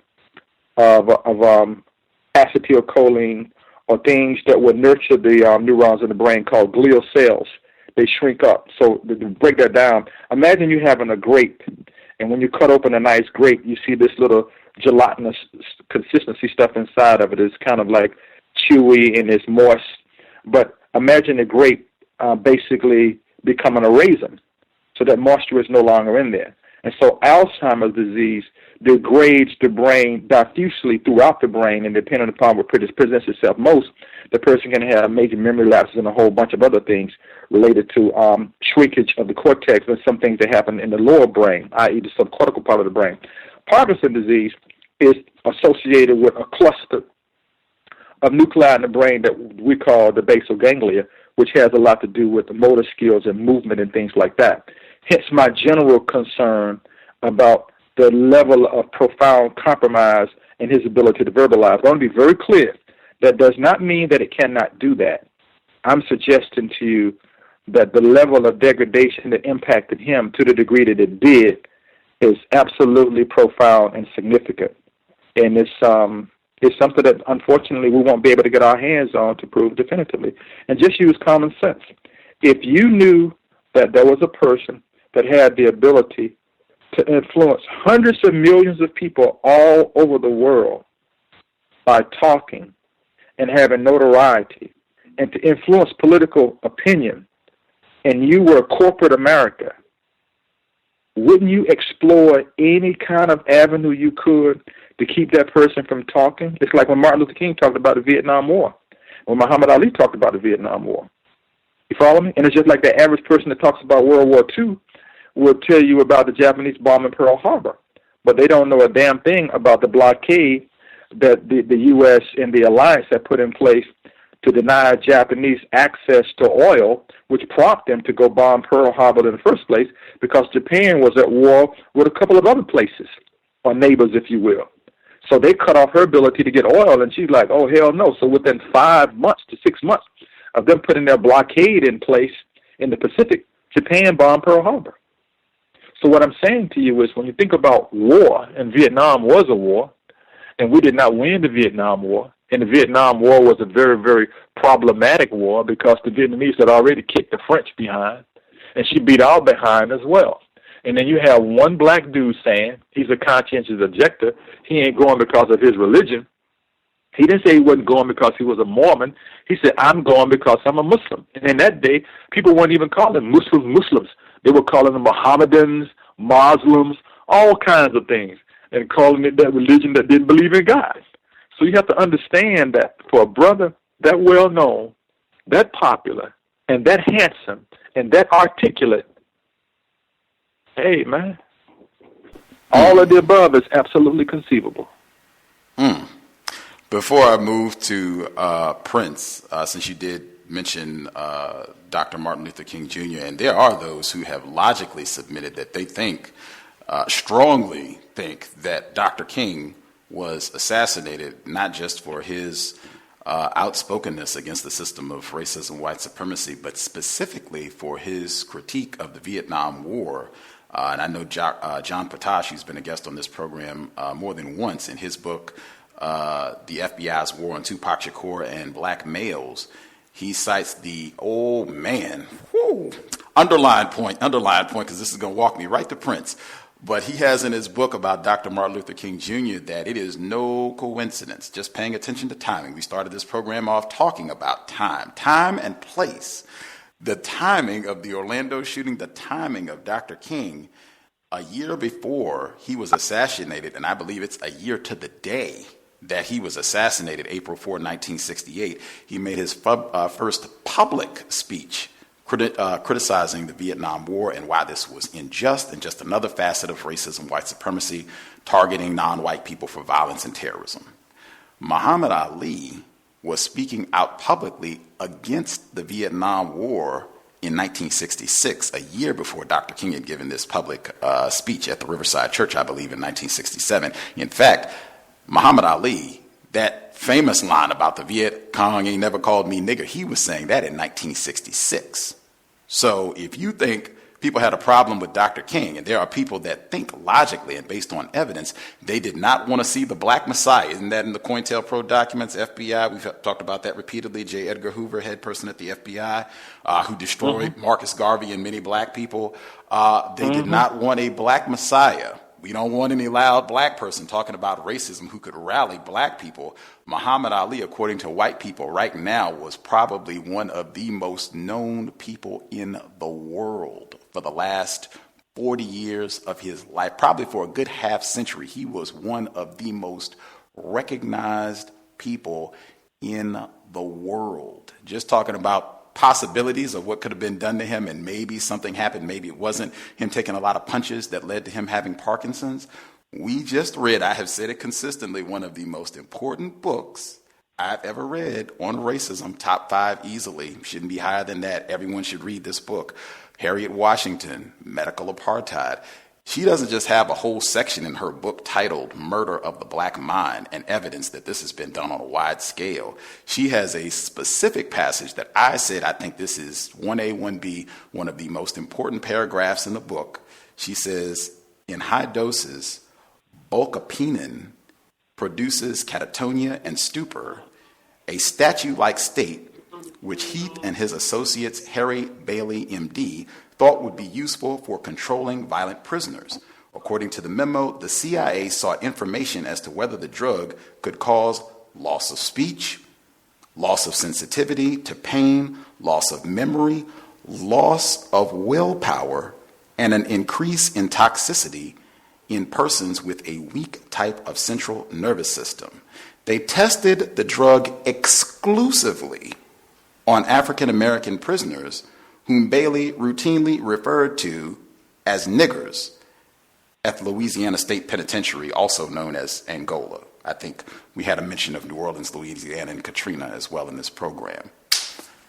My pivot to Prince, knowing your time and place in this trinity that you've mentioned with Muhammad Ali, Dr. Francis Cress Welsing, and Prince. Thomas in New York, one of our listeners, he pointed out he thought it was significant, time and place, that Prince died this year, almost 2 years to the day when he won his battle to get the rights to his music back, at least on a slow, gradual basis. And he thought that that was no coincidence at all, that being almost 2 years to the day that he mysteriously dies, and maybe he was some sort of addict, maybe he had a drug problem, and this is why he's dead at the age of 57. Because I mean, a lot of people have said that they see a lot of similarities with Michael Jackson, where these two just iconic figures, black males, geniuses, musical geniuses, having problems with white people, wanting to control their music or control them and what they were attempting to do, and these folks battling back and being successful, and then they die at such a young age. What are your thoughts? First of all, they say they found Prince in an elevator in his home, or his music recording part of his studio, and they say he had been in there several hours before they found him. They also suggested that he may have taken some medications to sort of like alleviate the pain from his hip surgery and a number of other things. And more recently, the tabloids were suggesting that his acute bouts with the flu were related to him having been diagnosed some time ago as HIV, and then it morphed into full-blown AIDS. You follow me? And AIDS is a whole other conversation or a whole other program that we could discuss in detail. Logic is reinforcing everything that you're saying, because not only was Prince a genius, Prince was also a philanthropist. Prince would make resources available to causes that you and I wouldn't even have our hands on unless we could, in terms of knowledge in the media, unless we could talk to his close circle of friends, because Prince basically threatened his friends and told them, if you tell people what I'm doing, or I'm bailing you out here, bailing you out there, doing all these other things, basically you get on my list of people that I won't be communicating with. And he was not as eccentric as people say. I understand. I never met Prince. I did meet Muhammad Ali in Denver in the 80s. But I do know that his genius was something that frightened the hell out of white folk. Anytime, and Prince was a petite guy. But the unique thing about Prince is anytime you have a black man that wants to say, I am embracing my craft. It's just like when LeBron went back to the Cavaliers, they wouldn't be giving him all the love they're giving him now. If they had not won the NBA Finals, they would be talking about how his game was a little bit off. The point being, as long as we are making money for white folk, and as long as we are espousing the cause that white people want us to embrace that's consistent with the corporation that we call America, she is in the illusory position. She is in the illusory position of being in our corner, because she uses us to the degree that she can exploit and make a lot of money off of us and create the mindset among us that all of the pathologies that have historically been peculiar are more represented among white folk, that when we embrace that pathology, then she will announce us as being someone that is trustworthy and worthy of receiving some media time. So when you look at Prince and Prince having control and autonomy over his records and his creations and his music, it's like people talk about all the stuff that Prince had in the vault, things he had not released. If you're an artist, it's nothing more distracting than someone trying to lock you down with business protocol of telling you what you should and you should not do, and you're trying to have a moment of creativity. Michael Jackson made a statement some years ago, and I think he shared it with the media, but he particularly shared it with Akon, when Akon and Michael were doing a tune together some years ago. Akon was asking Michael, why were they spending so much time recording this one song over and over and over again? Because Akon, he couldn't hear anything wrong with it. And he said it sounded the same to him, but Michael found something wrong. And then once he was talking to Michael about why did Michael have to just be in the studio at such weird hours of the morning, recording whatever came to mind. And Michael told Akon, he said, look, if I don't do it now, God will give it to Prince. And see, Michael recognized the phenomenal talents of Prince. Michael recognized Prince taught himself how to play these instruments. Michael recognized all of that. Michael wasn't reading music. He could create the harmonic with his own little rhythms in his voice. But Prince could do all of this. So Prince was not only frightening to white folk, Prince was telling other musicians, you need to own your work. You need to embrace your work. You need to take control of your work, because music is our salvation and elixir to our soul. And Prince understood that in a way like you and Maurice White even understood that, in a way that the average person that doesn't understand the mind of a musician would not be able to fathom. So when you look at Muhammad Ali was rapping and spitting rhymes during the days of the last ports. Muhammad Ali was rapping and spitting rhymes, and Nicky Giovanni was coming on the horizon. Muhammad Ali was rapping and rhyming before these brothers now putting all this nonsense crap together that they call rap. Muhammad Ali was doing it way back then. He was doing it in the ring. He was doing it on the spot. Muhammad Ali was freestyling conscious rap. Muhammad Ali was freestyling rhymes that would liberate your mind at the same time. And Muhammad Ali was telling you with a rhythm and a cadence, look, I'm going to take this person out in this round. I'm going to do this. Muhammad Ali was a scientific boxer. Muhammad Ali was a person that understood boxing. So when you made that comment earlier about the level of cognitive decline that he had, I seriously doubt that came from all the blows that he had to his head. I think it has something to do with some other things that relates to a class of the neurotoxins that you just mentioned. And I mentioned medical apartheid in my book when I talked to you briefly about medical apartheid. If you read it, it will make the Tuskegee study look like a mosquito bite. It's so much stuff in medical apartheid that tells you what people have done, the grave robber, the things that they have done to black people, the things that they constantly do to black people to this day, particularly those individuals that are incarcerated under the rubric of medical science. They do stuff to black men and black folks that they don't even do to animals, because the animal rights activists will not allow it. Gorilla lives matter.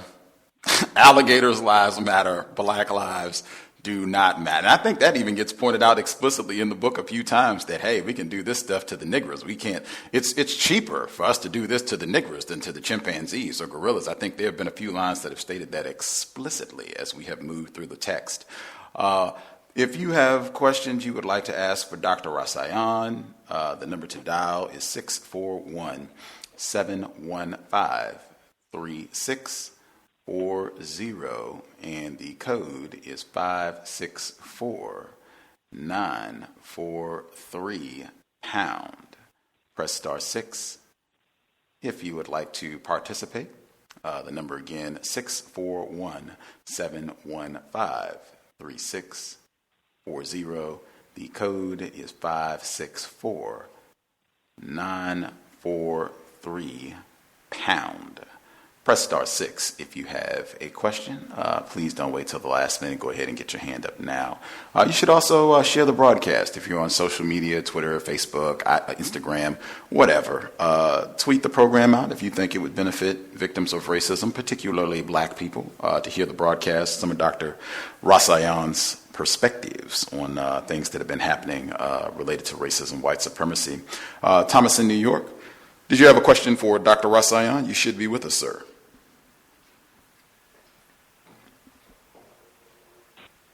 Thomas in New York, you with us, sir? Don't know if you hit your mute button or if you are just listening. We can circle back if you are just listening for now. Let's see, Roz. Roz, did you have a question for Dr. Rasayon? You should be with us, Roz. Greetings to you, Gus. Greetings to you, Dr. Rasayon. It's a pleasure and an honor to hear you this evening. And I did have a few questions. My first question actually was, what does your name mean? Oh, my name? Yes. Niyana is taken from the Dravidic languages in India. It's what you would call a Dravidic/Indian name. And Niyana means self-restraint. That's my first name. Okay. Rasayon means elixir of life. And Bali Coco is part of my middle name. And Bali means the little soul, all right? And Coco means the soul that's, you might say, imbued with darkness, or basically black. It doesn't mean like darkness in terms of ignorance. That's what it means. Wow, wonderful. Thank you so much for that. I just always wondered what your name meant. My next question was, when... And by the way, people think it's a little girl's name, just so you will know. I get stuff for ladies in the mail all the time for Niyana. But go ahead and ask your question all the time. No problem. I was thinking about the situation with the white child that was drowned by the alligator in Florida, and the fact that the white parents were not really vilified in the media for not watching their child. And I wanted you to juxtapose the death of this one white child in this accident versus gator bait, the feeding of black babies to alligators in Florida, and the significance of this not being discussed or even understood in the context of white supremacy with the death of this white child. Thank you.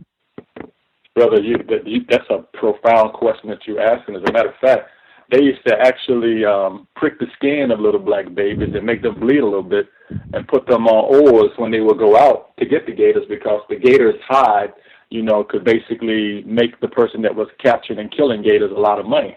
And they would use black babies for bait to get the gators to come up to get them after they would bleed the baby a little bit.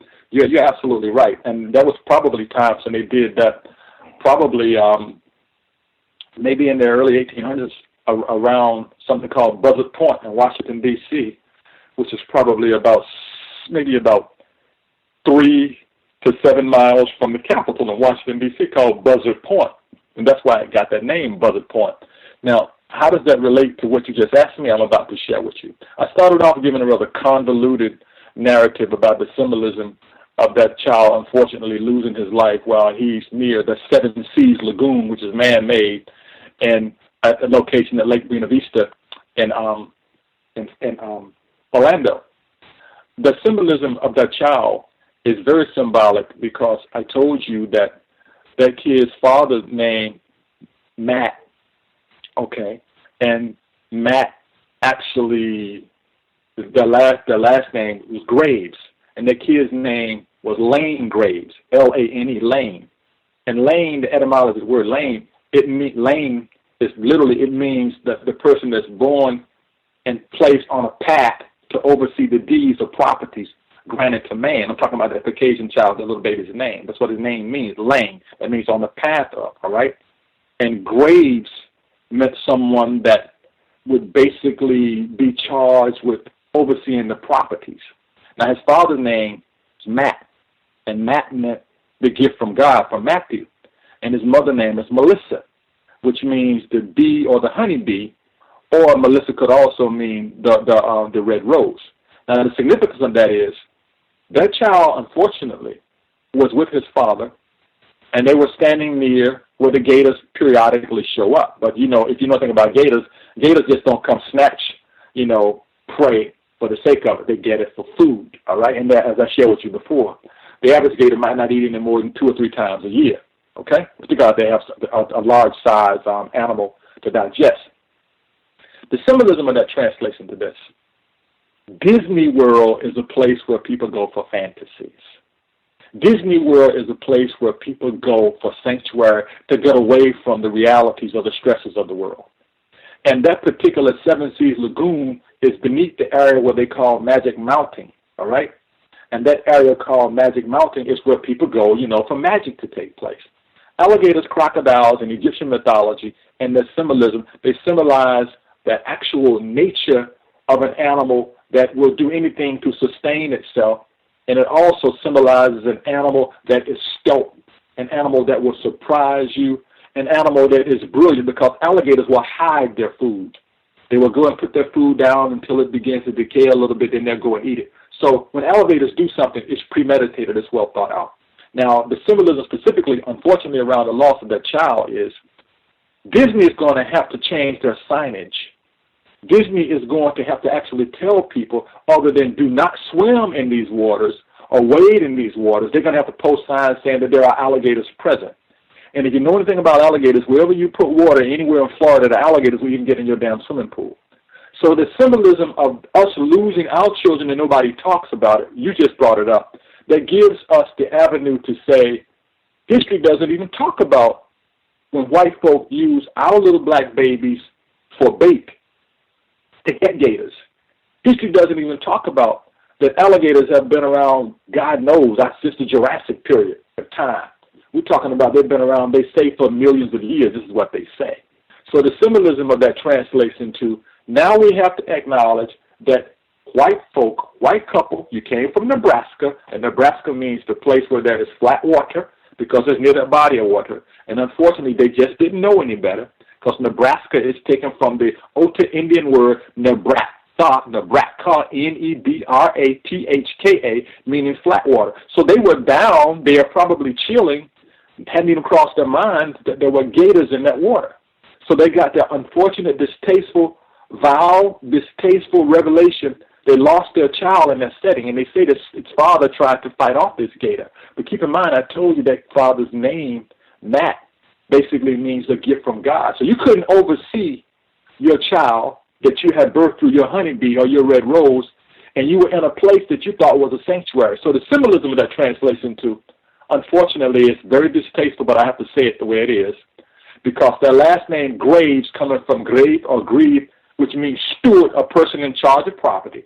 So the father and the mother were unfortunately in a place where they could not offer safety to their child. And the alligator symbolically took their child away and took their child out into water and took the life of that child. But where did it take place? It took place in Disney World, the place where all white folk go to embrace their fantasies, the place where they tell professional athletes to go when they have won major bowl games, whatever. Go to Disney World, because it's a place where all your fantasies can go away, short of Vegas. And they also tell there are things for grown people to do in Vegas.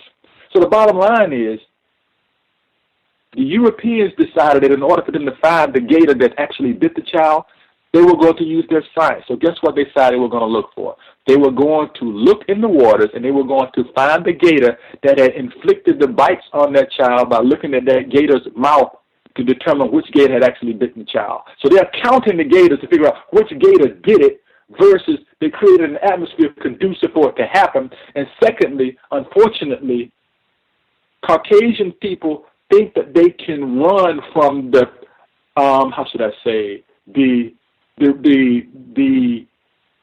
the phantomless nature of the Great Spirit to teach us lessons. And one of the things that forces us to deal with the fantasy world that we live in is the loss of one of our children. So for anybody to think I'm insensitive, I lost one of my children, and there is no pain like it. So I understand the pain. You follow me? But I will never be able to plug into my psyche how white folk think that they can count and measure and control everything in God's creation by making money off of it, pretending that it didn't happen, and determine something's value or worth is related to the number of people that expire and their history of not having lost anyone there. That's the best answer that I can give you. Wow, profound. I just have two more brief questions. The next one was the conversation that you and Gus had regarding the LGBTQ community made me think of a question in regards to how black people, some of us, are complicit in the perpetuation of the LGBT struggle above the black struggle. And I'll give two examples. President Obama and Michael Jordan. Michael Jordan has never spoken out about anything related to the genocide against black people in this country, but he certainly spoke out about the LGBT community in the wake of the shooting. And then President Obama went all the way to Kenya to propagate homosexuality. Like they said, he's the first president, or the president that legalized it in this country. And matter of fact, Farrakhan had a brilliant video he put out discussing a Newsweek article where he was on the cover, Obama, with a rainbow halo around his head, and they called him the first gay president. And I just wanted you to speak to how they're using black figures publicly to basically, because I believe that they're trying to supplant the black struggle for liberation and have it overshadowed by the LGBT struggle. So I just wanted you to speak to that. Okay, because that's such a volatile and sensitive issue, I'll try my best to choose my words wisely. However, my words will represent what I'm actually thinking in terms of how I'm going to respond to your question.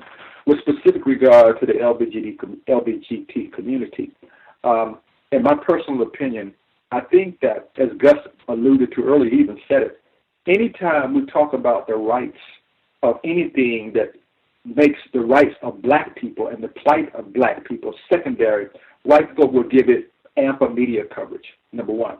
And number two, in terms of legalizing the marriage of the LGBT community in the U.S. of A., I think that most people will probably agree with me that the unfortunate reality of being a president of the United States translates into a person taking on the role of presiding over the corporation.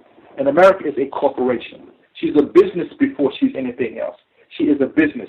And America is in the business of exploiting black people, hence why we don't talk about the industrial prison complex, why it doesn't come up in any great detail.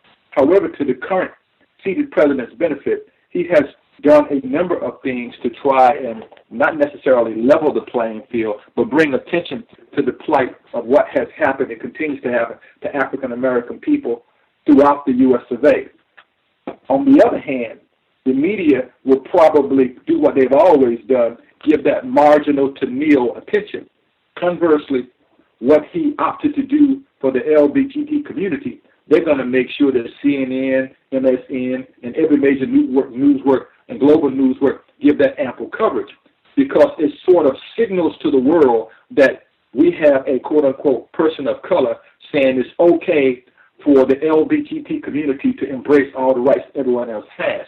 But that does not put him in a position to say that, well, you know, black people get underpaid, black people get this, black people get that. Because the closest thing that they did to allow you to actually formally acknowledge he has some genuine concerns about black people was, are you there?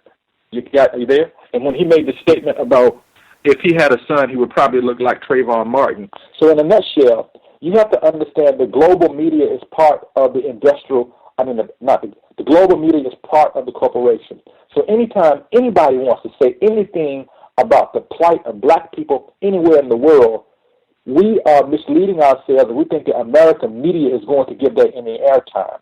And more importantly, white folk would love to say, whenever they decide to point their fingers, all the fundamentalists, the really serious, quote-unquote, fundamentalist Christians, they would want to say that it was a black president that basically said it was okay for gay people to get married in the whole 9 yards, because, unfortunately, my opinion collectively of Congress and Senate, the collective body of them are some spineless people.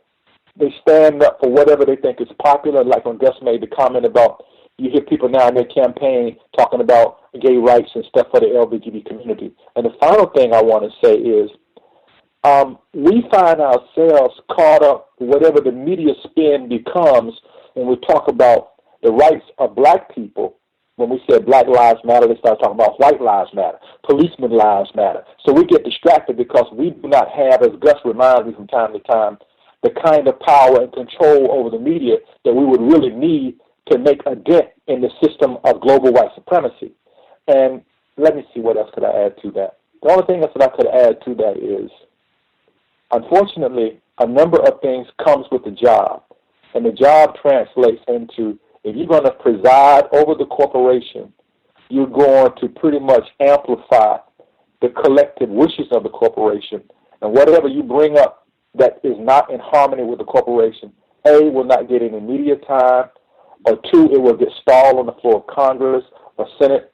And if you don't have the right to override whatever they're doing, it'll just be sitting there as something under the rubric that they would call like a lame duck presidency, even though that usually happens in the last few months of your president. I hope I answered your question.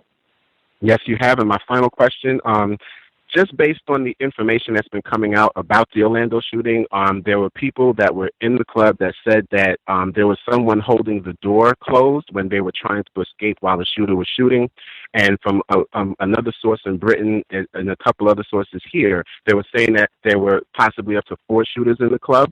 I didn't believe that he was a lone shooter when it first came out. Everything just led to me not believing it simply because so much information came out about him in less than 24 hours after the shooting.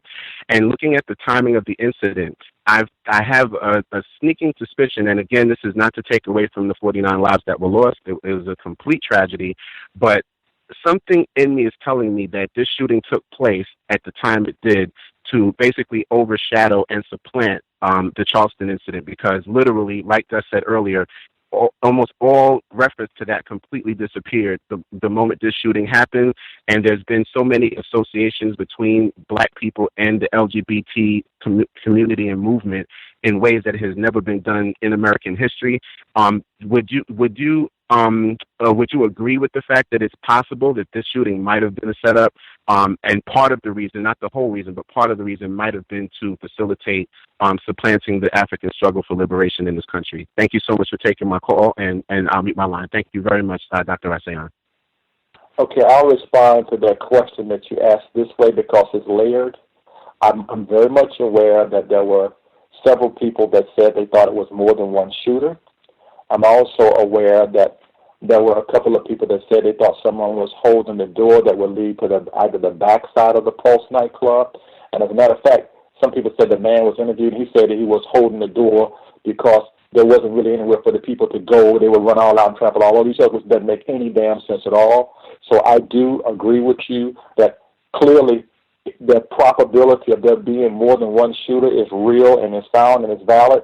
And I also rest my statement on what I heard a New York City policeman say, and I'm sure you can go online and you can find it. He said that the level of carnage that was supposedly levied by an individual having a 6-hour version of, I think it was an MCX, which is similar to an AR-15. I don't know if the round is probably a 225 or 2225, and having a pistol, which was a Glock. The probability that one person could create that kind of carnage, take out 49 people, and actually wound 53 people would have had to have been done by a person that had on his person anywhere from 12 to 20 clips having to reload. So that again comes back to you wondering about could one person have possibly done this? Secondly, to respond to your question about was it possibly a setup, logic would suggest that given that that person came in the club and theoretically speaking probably cased the club before he left the club and came back, they said he was there earlier, and for him to leave the club and come back, and for it to take place on the night that they identified as Latino night, on the nights that brown and Black people would surely occupy the club that were of that particular sexual persuasion or level of exploration in terms of the vast majority of the people there. And I don't need to tell you, even though the LGBT community oftentimes will say that if they are brown and Black, not only do they have to struggle with the fact that they are Black and brown, they have to struggle with the fact that they're also homosexual. So they will say that they have a double whammy of negativity raised against them. But I will submit to you that as much as America claims she likes to embrace and love everybody, one of the reasons why during the current presidency that I think the rights of the LGBT community, lesbian, gays, were allowed to marry each other is because no one else wanted to put their foot in it and address that particular issue.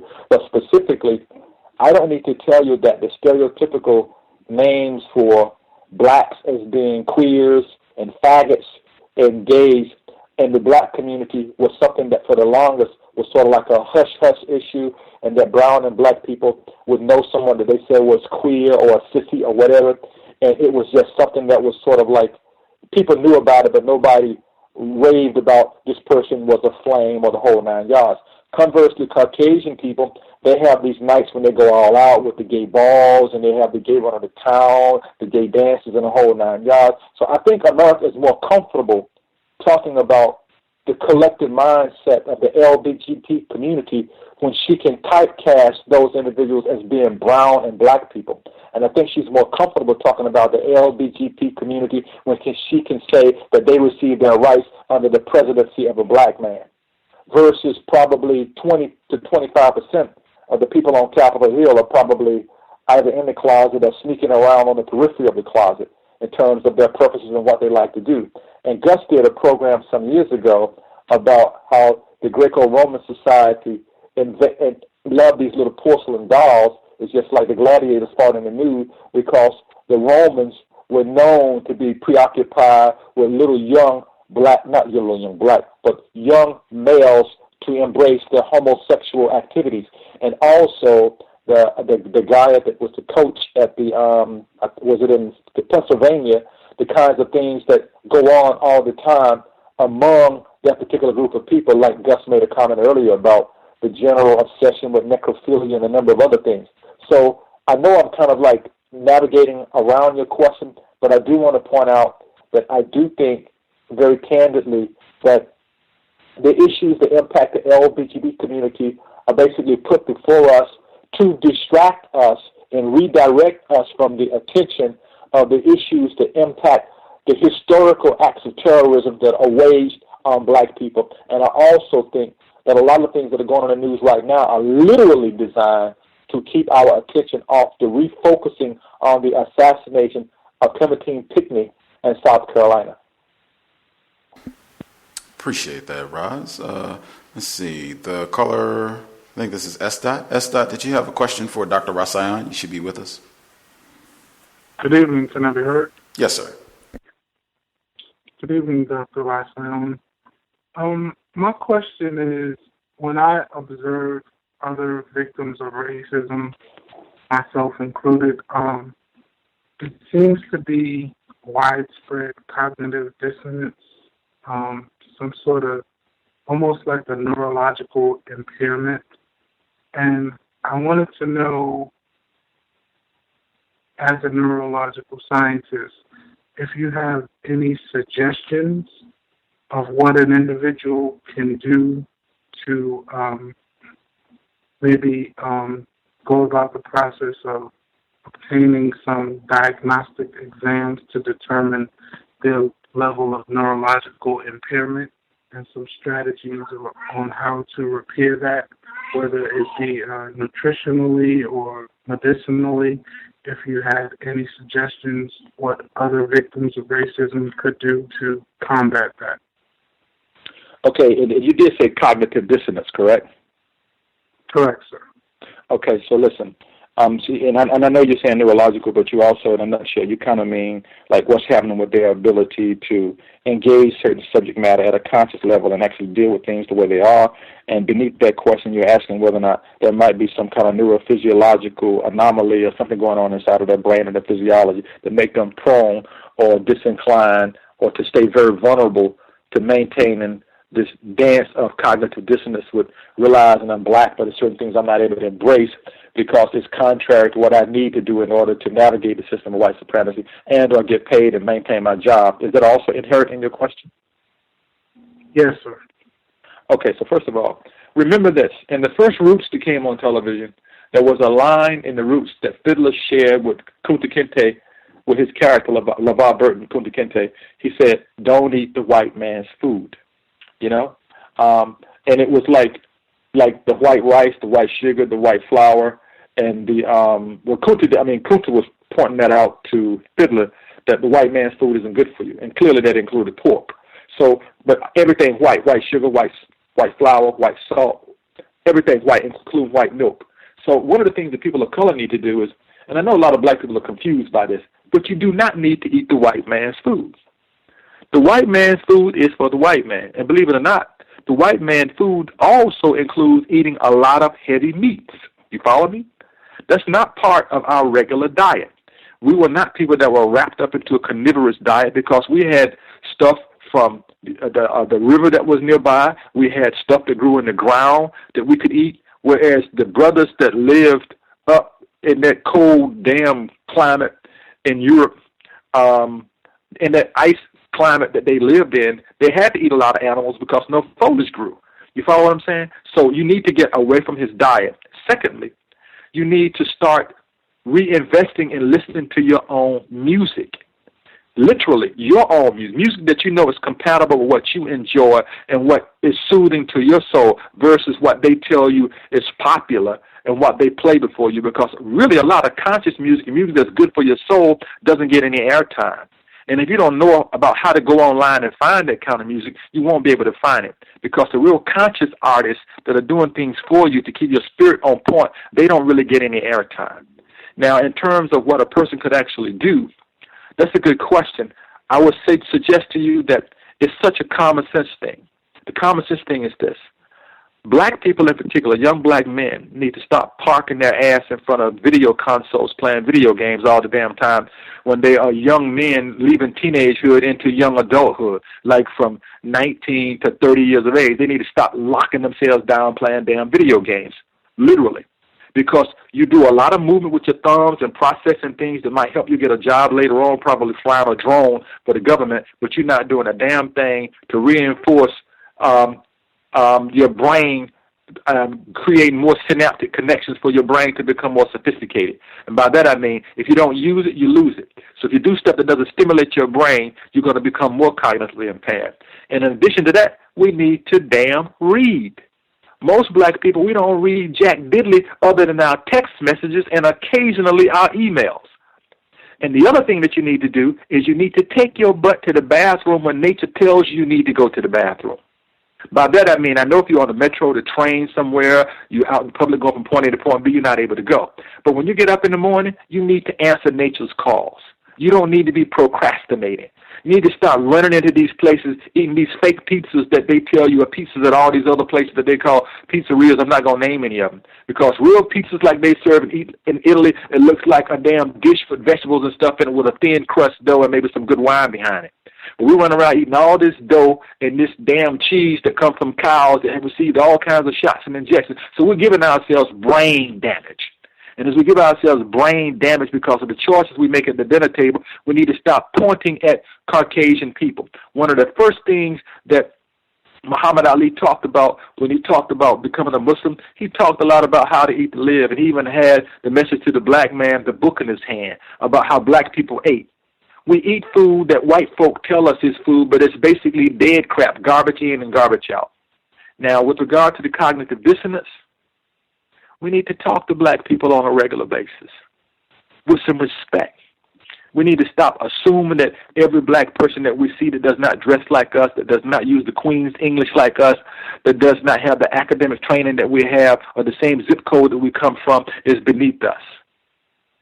And that'll help out tremendously, because the brain has a very unique capacity called plasticity, which means that the brain can reinvent itself and it can carve new pathways when you put new information in it. That's my response to you. Thank you. I will circle back. Thomas in New York. Do you have a question for Dr. Rasayon? Thomas in New York. Thomas in New York, you should be with us, sir.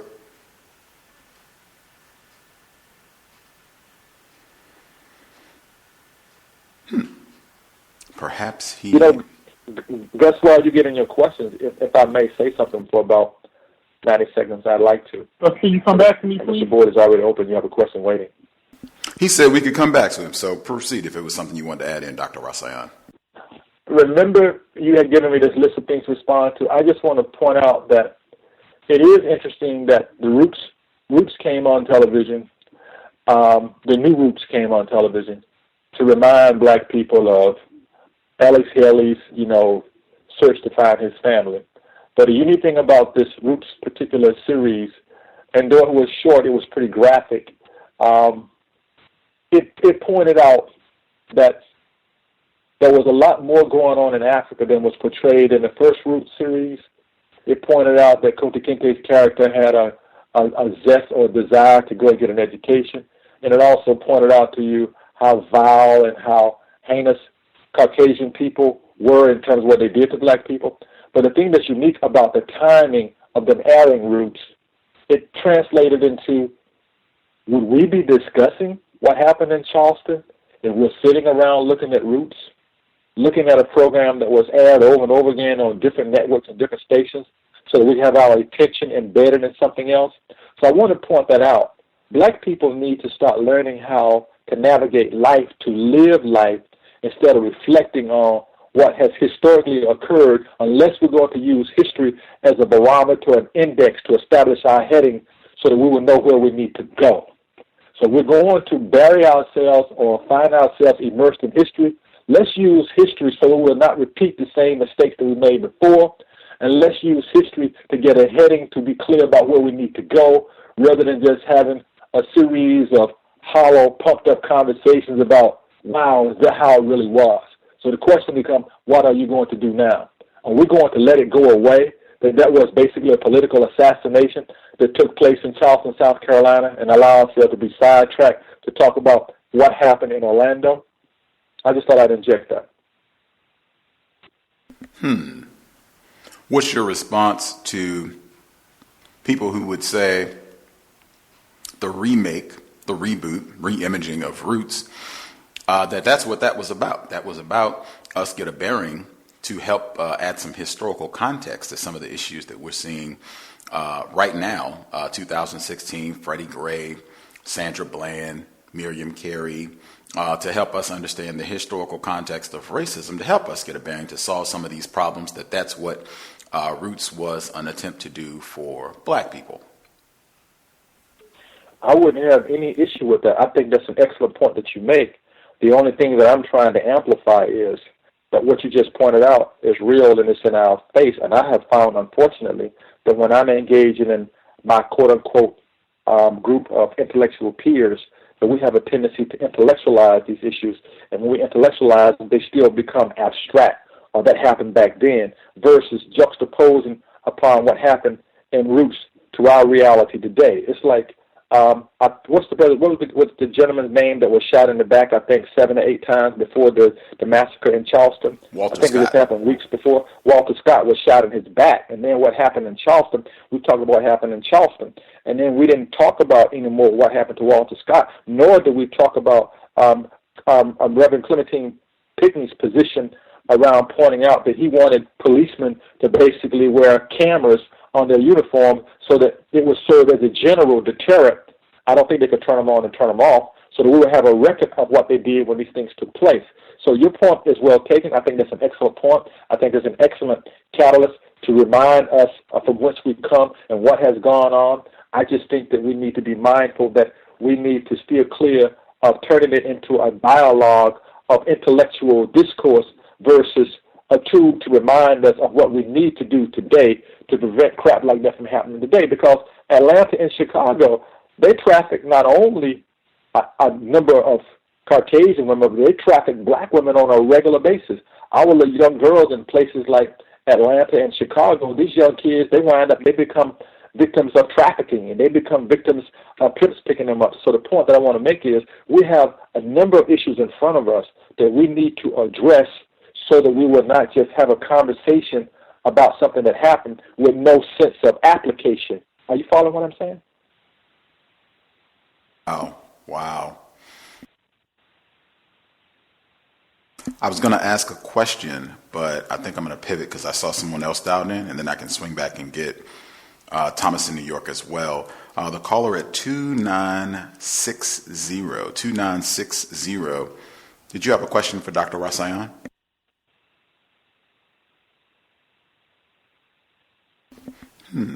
Caller at 2960.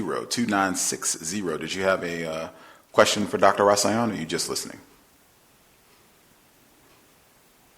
Alrighty, maybe they're just listening, or maybe you hit your mute button.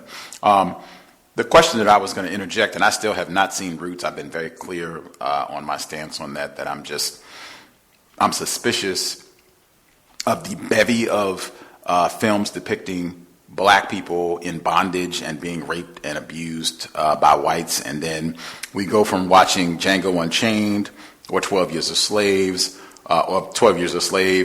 The Book of Negroes, underground, Free State of Jonesboro, the good Lord, bro. I mean, it's more of them coming. Many of these as you can stomach.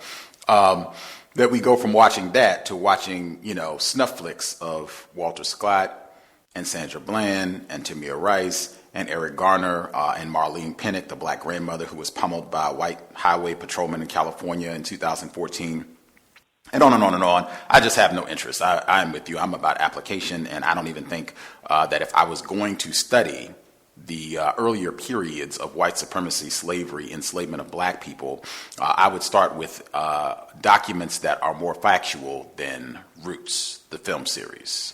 They can't even call it factual. I think they made up the word faction to describe it. Do you think that there's any relevance to the 1-year anniversary of the Charleston massacre being, ushered in with the reboot of Roots, and then a 7.5-hour documentary on O.J. Simpson, who was in the first Roots, O.J. Simpson? Is that related at all, or just coincidence? I think you're probably right, because keep in mind, in the little series that they did on O.J. Simpson, they kind of pointed out that you had this really talented athlete that was moving into the epitome of his athleticism, and then he got this nice reminder that, I don't like the term, but I'm just going to use it concretely to illustrate a point, and I want to be very clear, I'm using it to illustrate a point. You're still a nigger. It's like Nelly Fuller says, you still a nigger. It doesn't matter how much notoriety you have, like jumping through airports, advertising for Hertz and the whole 9 yards.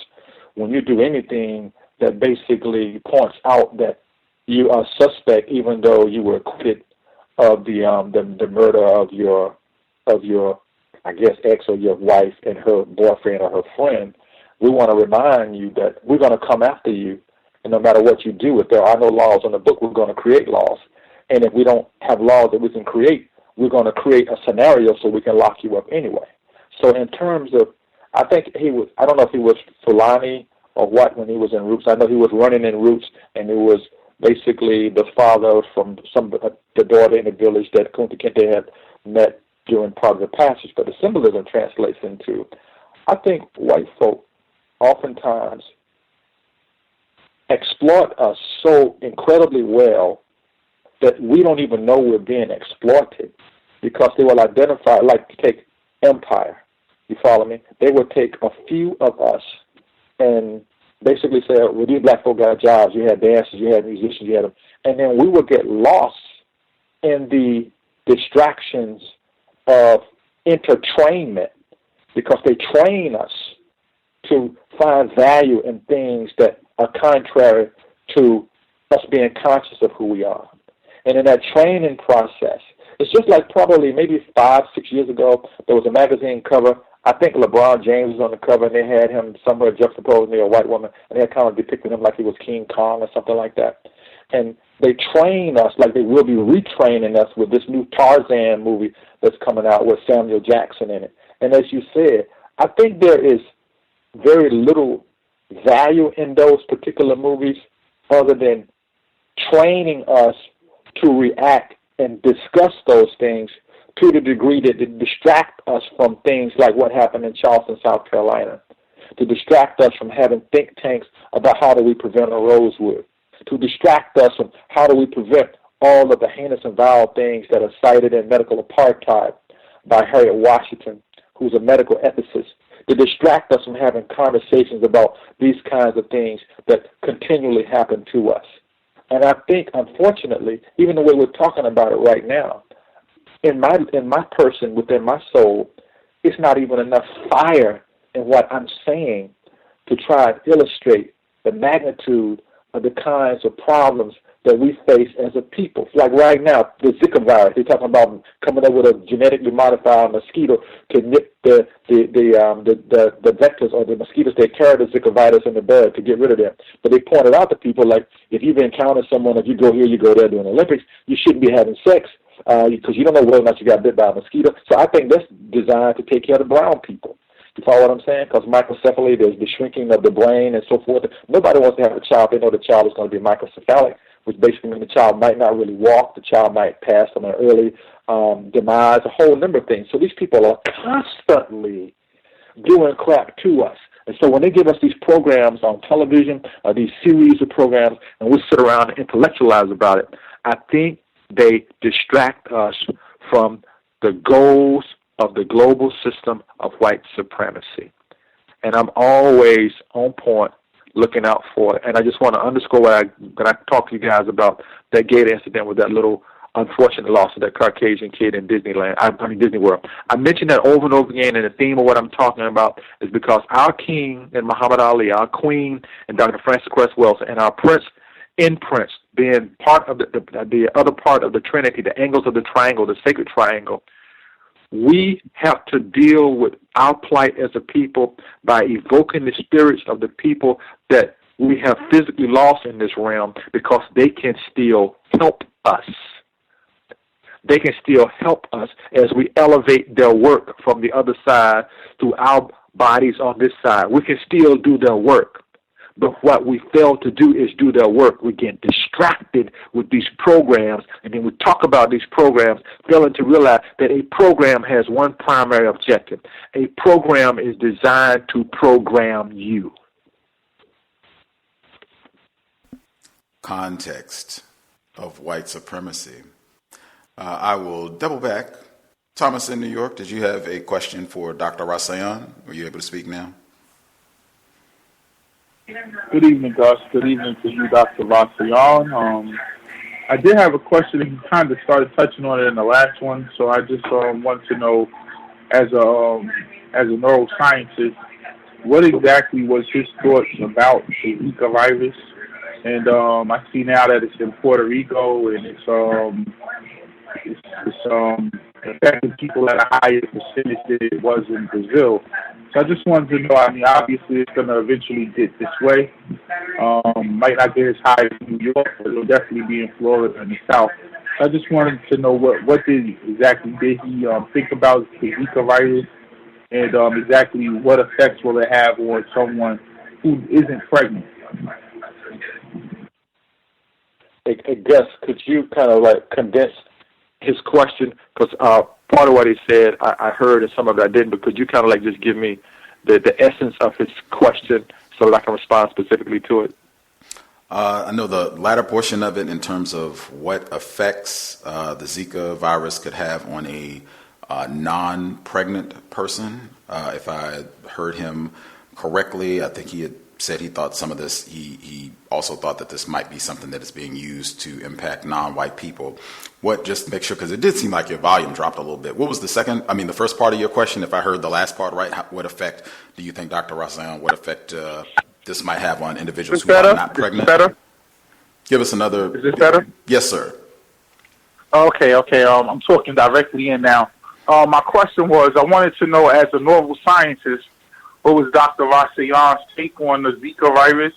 And I also said I just saw a report where it's infecting people in Puerto Rico at a higher rate than it was in Brazil. And I agree with him that it's a disease made up for black people. I wanted to know what was the effect that it would have on people who are not pregnant or can't be pregnant. It seems like it's only affecting pregnant women. There we go. Did you hear that? Okay, well, okay. I got you. Well, first of all, when you look at the Zika virus in general, if you aren't going to be concerned specifically about how it impacts an unborn child, I'll speak to that first. Just think of a person having like a real jacked up fever, probably a rash, some joint pain. They might look like they got pink eyes, some muscle aches. It might just look like a severe case of the flu. You follow me? A severe case of the flu with vomiting, and probably a little bit of having to go to the bathroom. Now, that's what it would do in general, okay? Now, but when you look at it in terms of what it might do and how it's impacting people, you need to look at some of the maps online about this particular mosquito and how it transmits the Zika virus and what it actually does to a person once they've been infected. But keep in mind, the Zika virus was in Uganda in the late 40s. You follow me? And it was in Nigeria in the 50s. You follow me? And they've had outbreaks of the Zika virus in that part on the part of the planet for a long time. However, more recently, the Zika virus has somehow morphed into microcephaly. And I'm talking about like the child is born with a teeny tiny brain, okay? Let's say your brain is supposed to be the size in a newborn baby. Let's say your brain is supposed to be the size of a newborn baby, like a softball, okay?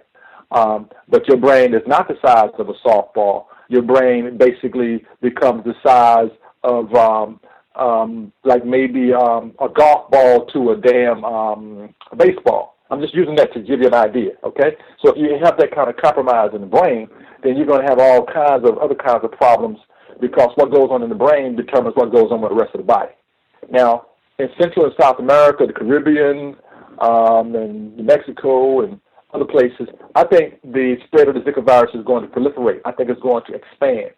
And I think the problem is that as it expands, these folks will come up with a vaccine for it. And as they come up with a vaccine for it, I'm going to be a little bit more concerned about the side effects of the vaccine than I would be of the actual Zika virus.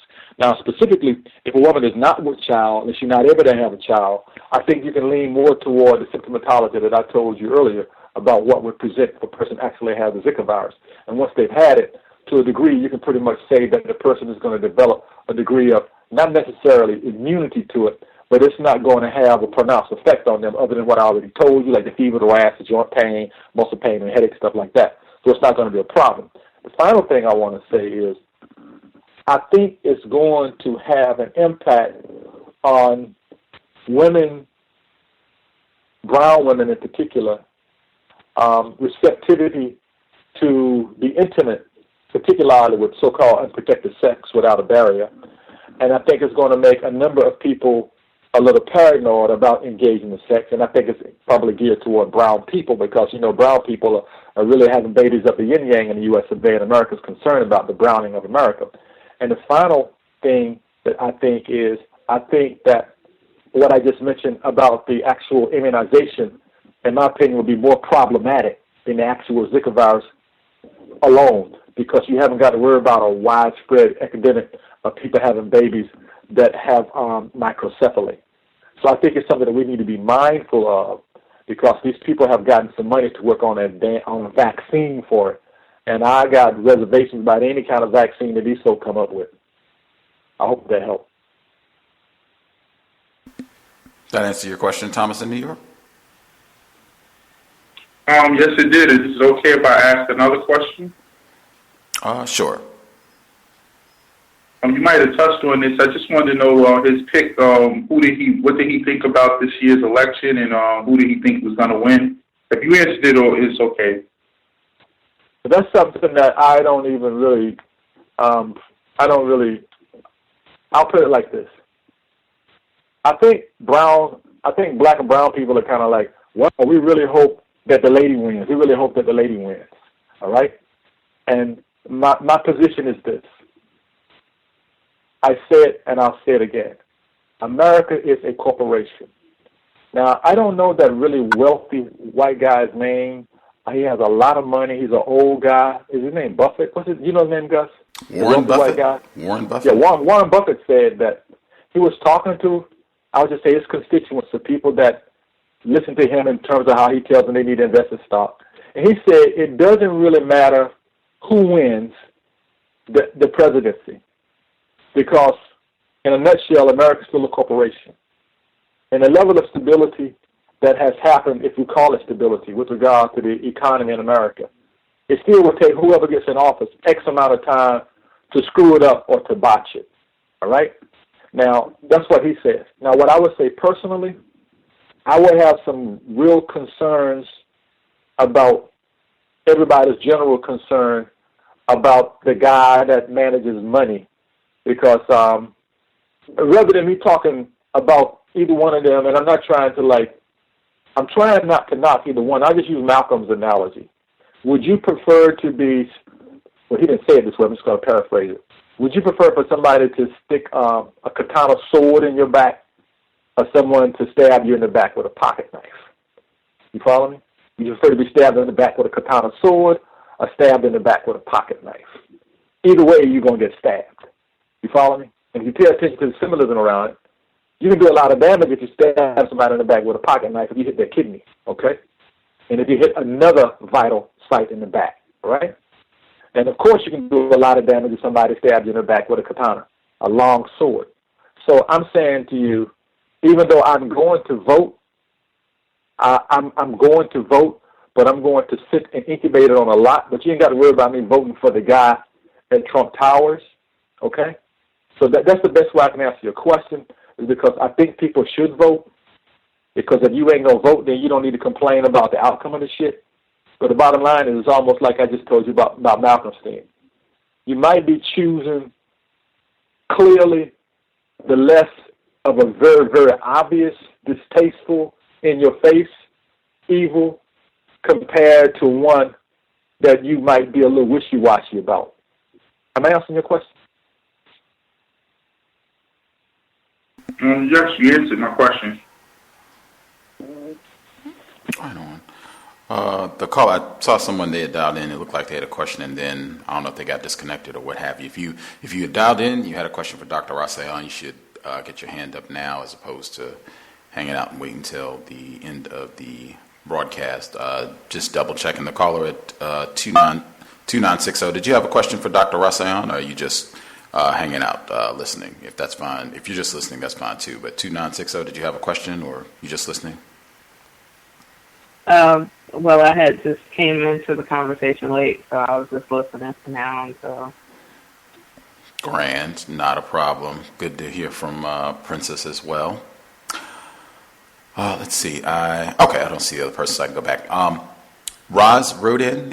He had dialed earlier. He just wanted to know if you could offer any natural remedies or things to be proactive about any sort of mental deficiencies for older people, if you had anything that you would recommend that older people be doing to make sure that they can keep their brain functioning optimally as they age. That's an excellent question. I had made some comments. I was coming down, not really hard, but I was coming down on a lot of these people that are in these mega churches. And I'm going to answer the question this way. If there's a mega church and they don't have access to indoor pools or access to games that are going to stimulate folks' minds, be that chess, be that playing other kinds of board games, or be that interacting and figuring things out, or be that dancing and listening to music, or learning new dance steps and swimming or taking on the martial arts or yoga. Point being, if you don't move around and eat well, your brain will become sluggish because your lymphatic system is designed to clean the crap out of your body that you don't excrete via breathing, urinating, and answering nature's call when you have to sit down. So older people, you need to eat foods that are rich in, for example, I don't eat flesh, but let's say if you're eating salmon, you need to eat foods that are rich in omega-6, 3, and 9 fats, all right? Something that's going to give your brain acetylcholine. You need to increase your dosage or intake of vitamin C. You need to ingest more foods that are raw. You need to juice more. You need to move around more. And one of the easiest things that I can recommend all old black people to do to keep their torso toned, and this is so easy and so simple, nobody has to be around you when you're doing it. Get yourself a weighted hula hoop, one that weighs anywhere from about 2 to 4 pounds.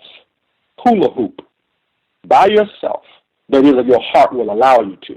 And I'll be very clear about it, because a lot of people do stuff and they know their heart's only working at about 20% efficiency and that kind of thing. Exercise. Move around. And the reason why I mention a hula hoop is because you have to move your core, and you can stop when you get ready. And if you're hula hooping, and if you're reciting things that you can remember by repeating tongue twisters while you hula hoop, or singing songs or learning new songs while you're moving around and you're moving your body, you do a number of things. You tell your brain you want your brain to pay attention. You tell your heart that you want it to perfuse more blood through your arteries. And you tell your body core that you want to burn calories. And you can hula hoop anywhere from like 5 to like 12 minutes a day in the morning and in the evening. I'm telling you this because you asked me a question about what can older people do to preserve their brain. Also, you can go wading in the water in a really nice pool with a couple of people with you, assuming that you don't have any kind of heart condition. Move around in the water. The water can be just at your torso, below your sternum, like way above your waist, and use your hand to move and dance around in the water. That'll give you a workout. You follow me? That'll give you a nice, intense workout, and it will stimulate your cardiovascular activity, but it won't be too intense, too swift. And the reason why water is because water's not going to be hard on your bones if you got arthritis and the whole 9 yards. And also, read. Not just the newspaper. Read something that you don't usually read, okay? That's the general things that I could tell you to do.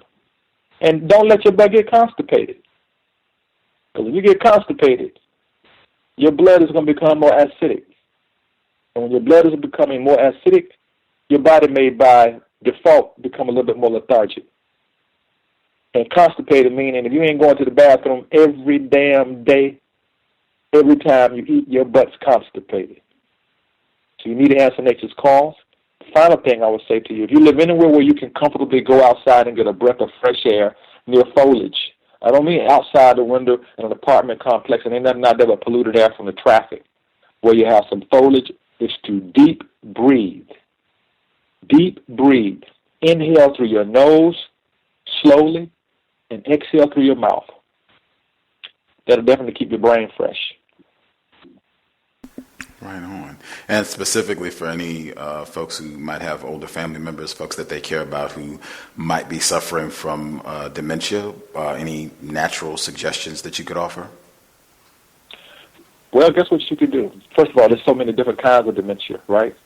Let's say they have the general so-called dementia when they begin to have, like, memory lapses and they're a little lethargic and they just become a little forgetful. I'm not talking about the kind of dementia that's under the rubric of Alzheimer's, right? One of the best things in the world that you can do, one of the best, and I'm telling you guys this is open, I'm going to be surprised if white folk came up with some kind of protocol for it about 2 years after we do this show. If you don't feel comfortable touching their feet, get yourself some regular surgical gloves, right? Get yourself some castor oil, warm olive oil, and just a couple of drops of peppermint oil. Just a couple of drops of peppermint oil, a couple of drops of tea tree oil. Take that solution, make sure the oil is warm, massage their feet, their toes, the bottom of their feet, around their ankles and their calves, from their knees down to their calves. You massage their feet because this is a form of acupressure versus acupuncture. The other thing that you can do is you can massage bilateral, meaning you can take your fingers or you can take the palm of your hands. It's almost like somebody kneading dough, and massage down from the medial, that means the inside line of the scapula, the shoulder blades in their back along the spine, and flank their spine from the beginning of where their neck meets their skull. Is called the cervical region. Flank their spine by massaging that down like you're kneading dough, not hard, and don't press the spine, but beside the spine, all the way down the spine till you get down to the hip bone, where the pelvic is, the backside of the hip bone above the buttocks, and press there on both sides.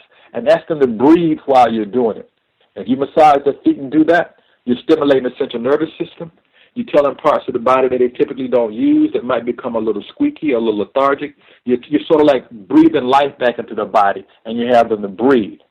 I guarantee you,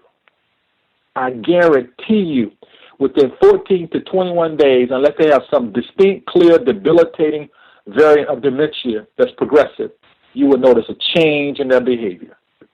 I don't mean just in terms of moving around, but in their ability to talk, because they really will appreciate it. So remember, you're massaging their feet.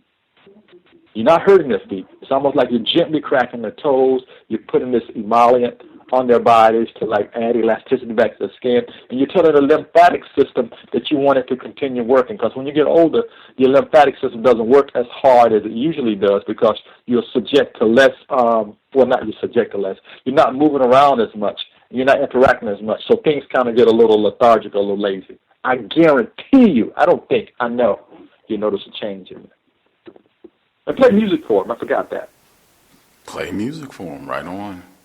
What kind of music they like, you play it for them, all right? Doesn't even have to have lyrics in it. Play music for them.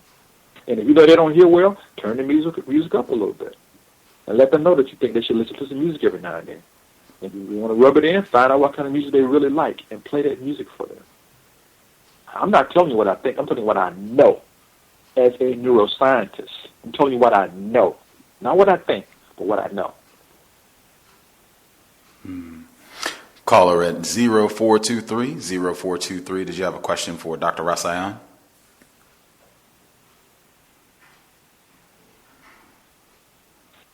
Last four digits, 0423. Did you have a question for Dr. Rasayon? Are you still listening?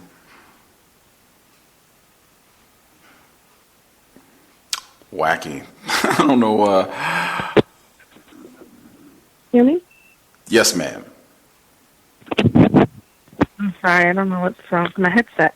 I apologize for calling so late and for whatever little audio issues I just had. I'd like to know the benefits of fasting, or if you discourage it, for neuroplasticity. Well, first of all, I do not discourage fasting. Be clear about that. I would tell a person to be mindful of any fast that's going to go 5 to 7 days. I would suggest that you're in reasonably good health before you go on a fast like that. And you need to be clear about whatever you're going to put in your body to hydrate your body with while you're doing that fast. You know, because sometimes people fast, they fast, and once they fast for 3 days, then they start doing juices and things like that. So if you are going to fast, whatever you're using to juice to fast, I would suggest that you probably add about 50% of either spring water, distilled water, alkaline water to whatever you're drinking during your fast, okay? So I do not discourage fasting. Secondly, I would suggest that if you're going to go on a real serious fast, that it's okay to do a water fast for like maybe 3 to 5 days, depending upon your health and what your body mass, your BMI is, your body mass index, like if you're kind of like overweight or something like that. But if you have some kind of illness and you're really ill or something like that, I would need to know the particulars of the kind of illness and things like that. And before I recommend that you fast, particularly like you're taking a host of different kind of drugs and things like for like heart disease or high blood pressure, I would need to know a little bit about that. But you can fast with a ratio of alkaline water to probably a ratio. Let me clarify the ratio.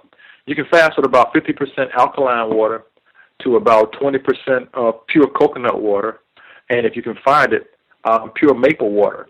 I don't mean water that you add maple syrup to. I'm talking about maple water that comes from the tree. You can fast like that for 3 to 5 days, depending upon how healthy you are. So I do not discourage fasting. I think fasting is a good idea, particularly for people that want to tone up a little bit. And when you come off your fast, you need to put something in your diet that's kind of light. Don't come off your fast just eat. If you were eating stuff that was jacked up from the beginning, don't think that you can jump back and do that. And also, if your body is a little toxic and reasonably toxic, just be mindful that you might smell a little different by the time you get into the third day of that fast, because your body is cleaning itself. And I think fasting is brilliant. May I ask one more question? Of course. What about people who are doing these extended 30-day, 40-day fasts? From my understanding, that they don't have any health issues or take any medication. What do you have to say about those extended water fasts of that length of time? In my view, they look like they're really suffering, but they're saying that's a part of the fast, and like to improve their longevity. Well, I was sharing with you a little while ago. Remember when I said that you're going to be fasting 5 to 7 days? Mm-hmm. You need to be paying attention to certain things that you're doing in your body. See, if a person has a sedentary lifestyle, first of all, to answer your question, 30 to 40-day fast, no, I wouldn't recommend anybody do that, okay? I wouldn't recommend anybody does that, even if a person is like really, really obese and they're trying to do something, because you need to keep your electrolytes in your body intact. A person that's fasting over 21 days, it's like when Dick Gregory used to do all these unique fasts. Dick Gregory would have a doctor to monitor him from time to time. You can do anything from screw up your heart rhythm, particularly your heart rhythm, because you need electrolytes in your body. So if you're going to be fasting over 10 days, I think you need to have somebody around you that really, really understands fasting. I mean, when I say understand, I mean they have some medical. And I don't mean just like a nutritionist per se, unless that person is a naturopath and they understand naturopathic medicine. I think fasting that goes above 2 weeks, depending upon, it has to be a supervised fast, period. And I would be mindful of anybody wanting to fast 10 days or more. I would recommend that they have a supervised fast. Because as you just said, you see people fasting at that level, they look emaciated. You have to keep in mind that your body requires amino acids to do any number of things that it does, and it requires micronutrients in the forms of vitamins and minerals. And if you're going to fast that damn long, you're not a camel. Camel can store food in that hump. You follow me? And so if you don't have anything in your body to allow you to store food inside it, probably on the other side of 7 to 10 days. Okay, thank you. Grand. Let's see, I think. There, folks, if you have a question that you want to make sure you get in before we wrap, you should get your hand up now so that we are not waiting till the last minute. See if I have time to get in two things. Let's see, which order. Number one, since you mentioned, I just think it's important because it's been my experience. I said this with Muhammad Ali, and I mean, I just see it happen over and over again. Where whites are just phenomenal at pretending for a little while that they like you. If you are a black person, if you are making them a few nickels or whatever, they enjoy hearing your music for a brief period of time, or they enjoy seeing you be successful if you have some sort of athletic ability. But I mean, it's just a long track record of, regardless if you are a melanin dominant human, particularly an individual classified as black, you're still a nigger. Whether you win, heavyweight championship of the world, you can win Wimbledon 80 times, you can get, 12 gold medals. It doesn't matter. Gabrielle Douglas, Serena Williams, Tiger Woods, LeBron James, it doesn't matter. You're still a nigger. It's a racist man, racist woman, racist child. And when I saw the finals and everything that went down this past week, and LeBron James won, and it was white people, at least a small number of them acting like, oh, we love him. Even the whites in Cleveland were like, oh, we love him. Even, let's put Tamir Rice, to the side for a minute, just for a moment. John Crawford, some of the other notorious incidents that happened in Cleveland over the past 2-3 years. Just put that to the side for the moment. And remembering when they were burning his jersey in 2010, even Jesse Jackson commented about that, and people were saying that it reminded them very much, speaking of roots, of slavery, that he went to a different plantation, and who does this nigger think he is? And oh my gosh, we can't stand him, he's hated. We had a white guest on the program last year who had an article talking about the history of white people. He said whites specifically, the history of white people hating LeBron James. And he comes back and he wins this championship. And even there was a white guy, he wrote a book. And I just, for so many reasons, I remember we talked about this when that white guy was on the broadcast, Chris Orstendorf. He was on last summer, his piece, The History of White People Hating LeBron James. And he cited there's a white author. He wrote a whole book just about his disgust and contempt for LeBron James, where he followed him for a year, the season after he left Cleveland to go to Miami, followed him for a year and rooted for him to fail.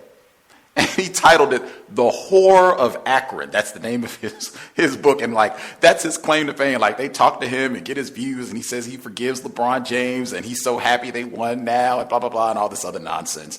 I just wanted to read one section from his book to get your comments either on this section or, what I just kind of laid out. So this is one section. They're talking about going to barbershops in Cleveland. People don't know LeBron James was born in Ohio, Akron, right down the road from Cleveland. So in this passage, the white author, Scott Raab, that's his name, R-A-A-B.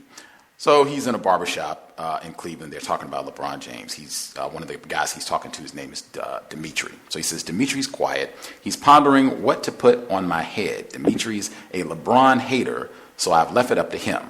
While my pale scalp and the whiteness of my hair, Dimitri has a lot of pondering to do. You know what, Jimmy says? I think white Cleveland felt like they fed LeBron, clothed him, and never called him nigger in so many words. So the least he could do is wear his body down for another few years carrying a team of glamour boys and flatfoots. Come on, Jimmy. He was treated like royalty here. Everything he wanted was his for the asking. He didn't even have to ask. They continue. Nah, man, this is Cleveland. All that mama shit. Your mom is loud and ghetto, and you're a project kid, the bastard child of a troubled woman of easy virtue. That's some bullshit. Name a white athlete who ever had to put up with that kind of shit. I thought the local media went out of their way to avoid that stuff. You don't live here, man. That shit was on the air daily for a minute. Who's LeBron's daddy? I mean, leading the news. In a city leaking jobs and cops, the news is about LeBron's mama. Hate on me, my work, leave my mom's out of it. Whenever you talk about a man's mother, a black man's mother, forget it. You've crossed the line. You've cut too deep. It runs both ways, though, Jimmy. Cleveland eats its own, no doubt, but home is home. And the kid wore that like he meant it, like he wanted to be here. Listen, freedom means something different, maybe something more to black people. White folks look at LeBron and see a traitor who turned his back on his city.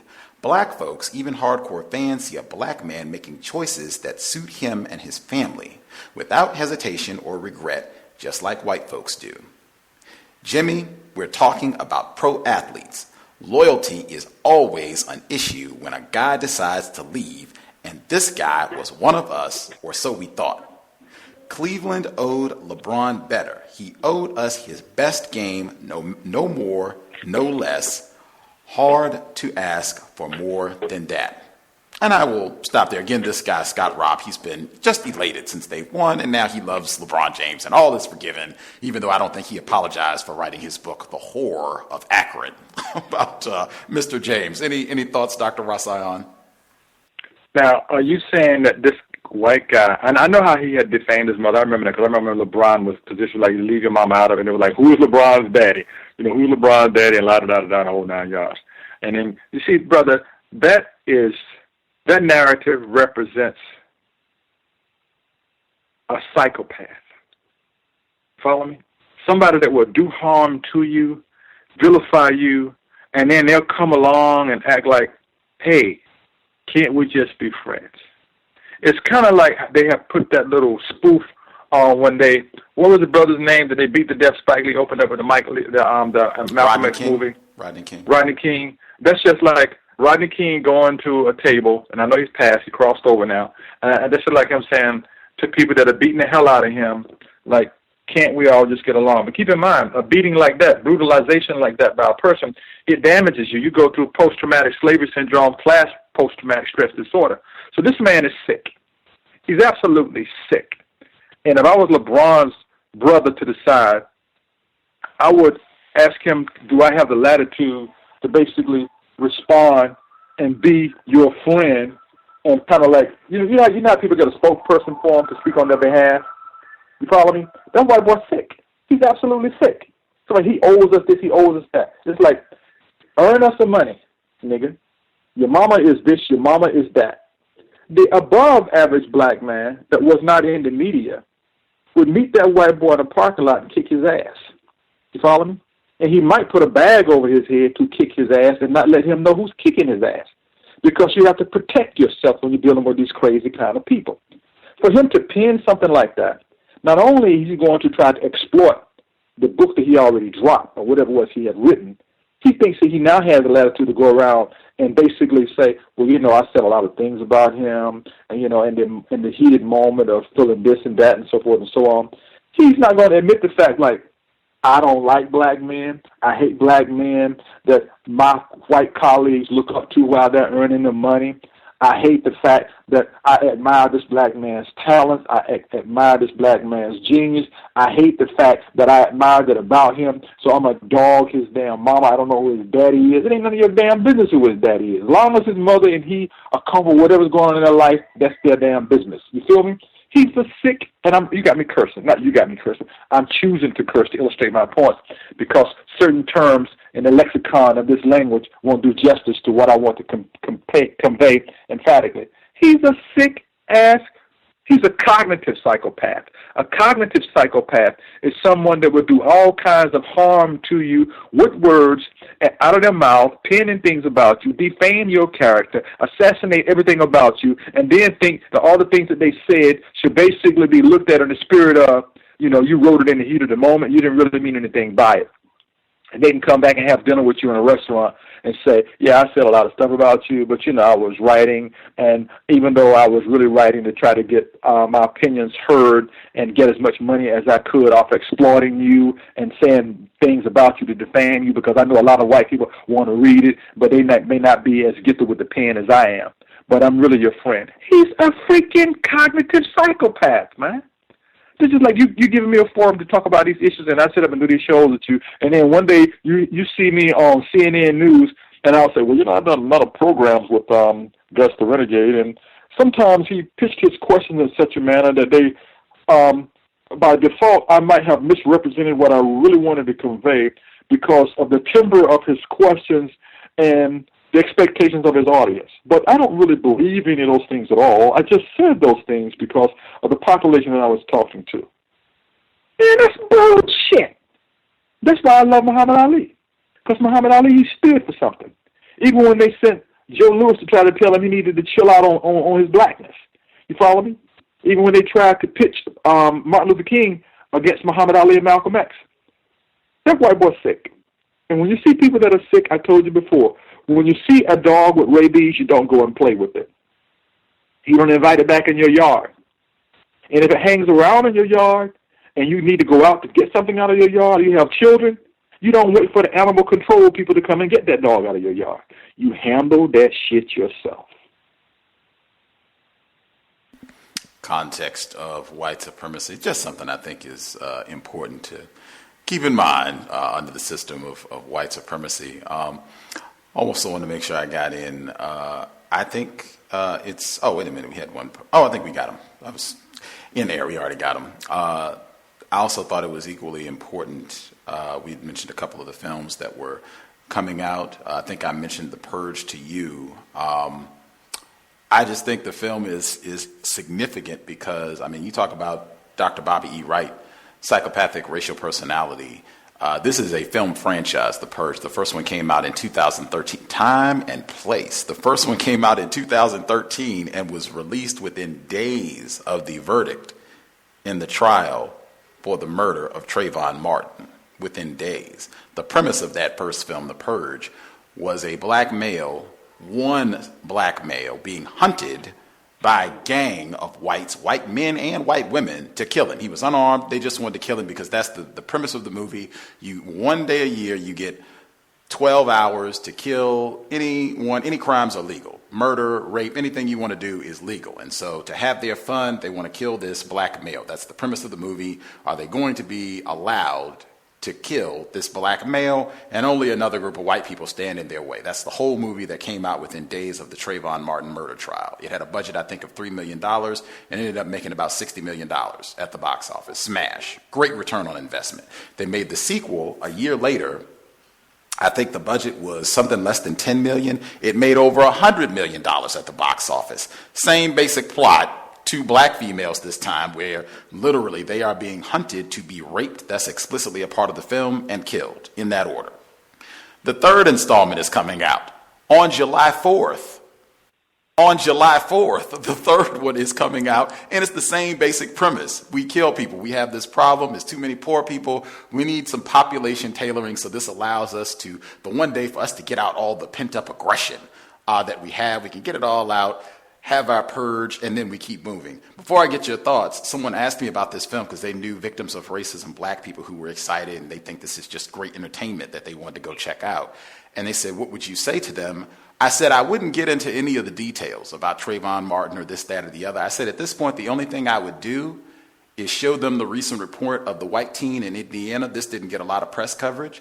The white teen in Indiana, 19-year-old, he's facing 3 murder charges where he said he was inspired by the movie The Purge to go out and kill 3 people. That's what he wanted to do. He called other people, texted other people, bragging about killing people, was heard making racial slurs as he killed people. And his girlfriend told the enforcement officers that he had a particular animosity towards black people.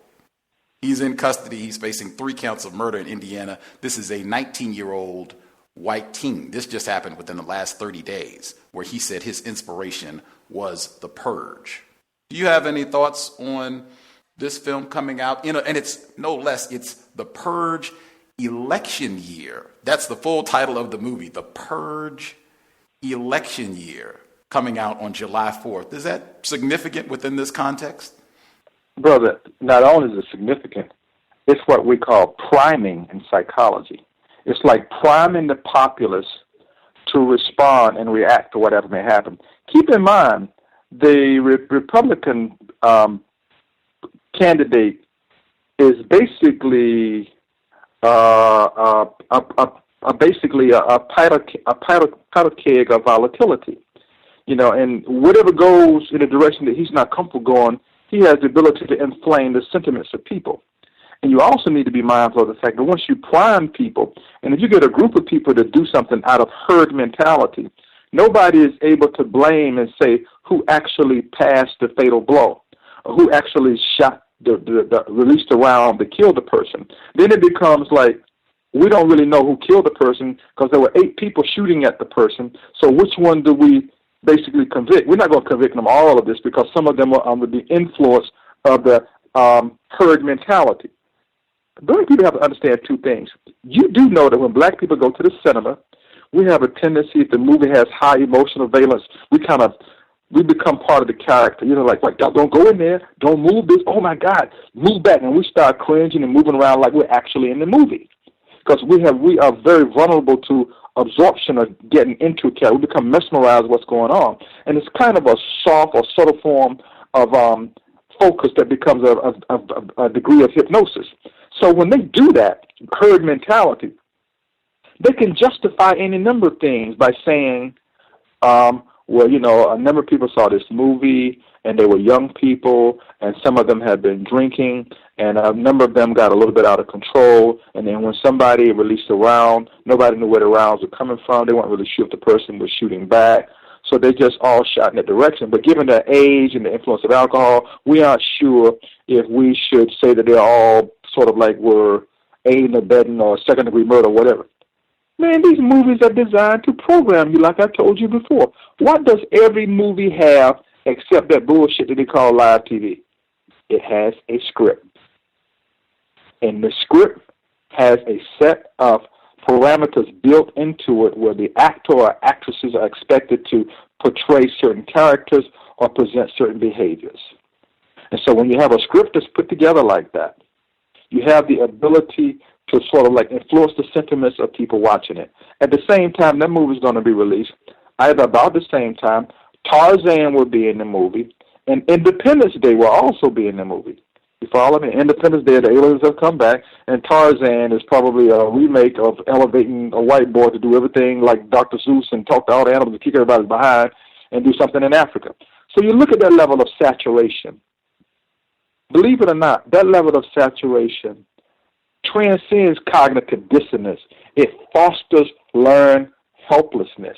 Let me tell you how that works. Very brief. Suppose you and I are looking at something that is so disconnected from reality that we think is silly.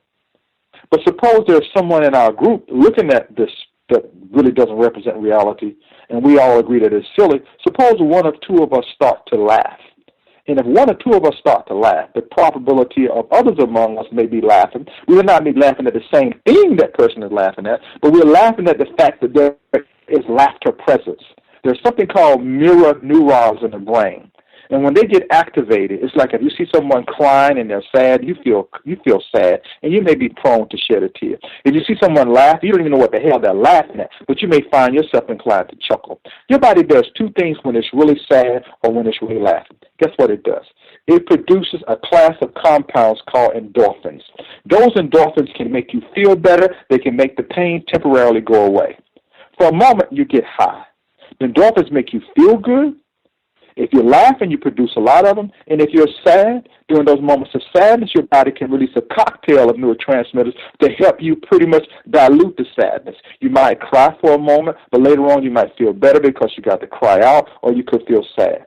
These people know what they're doing. That's why they play certain music scores, or the people that create the music score for movies get paid so much damn money when they do a music score, because the music accentuates the theme or the message that the director wants to have captured in the imagery in the cinema.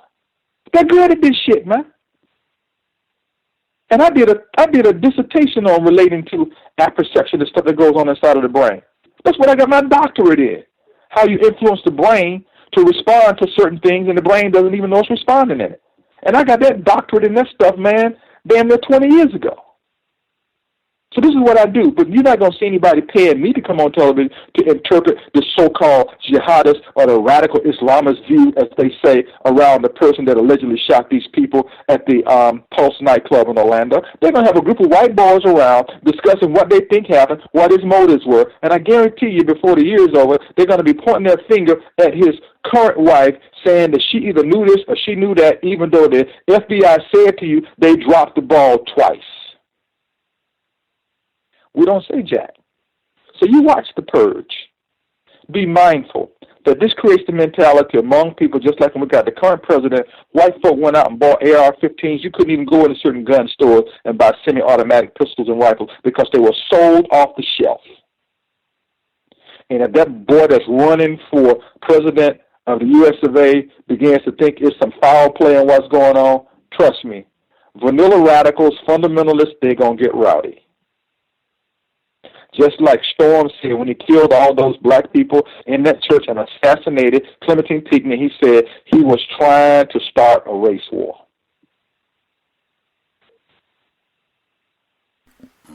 I'd love to come back and talk to you in detail about some of the depth and the spiritual significance of what's going on right now, because I want to be very clear about this. Dr. Francis Wilson may no longer be incarnate among us. Muhammad Ali may no longer be incarnate among us. Prince may no longer be incarnate among us, but I guarantee you, like I made a little crack, I cracked a joke, and I said, this is what I said. I said, Prince said, and this is what Ali said to Prince when he got to paradise in heaven. Ali said, Prince, how you beat me up here? Where's your guitar? Don't you start distracting Allah or God or Jehovah playing the harp and showing off in front of all these angels.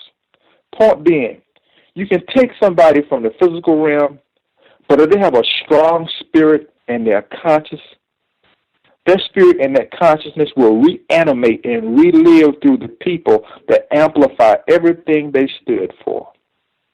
America was royally pissed when Muhammad Ali said, ain't no Viet Cong never did anything to me. I ain't going 10,000 miles around the world to kill no Viet Cong. If I want to go to war, my enemy is right here.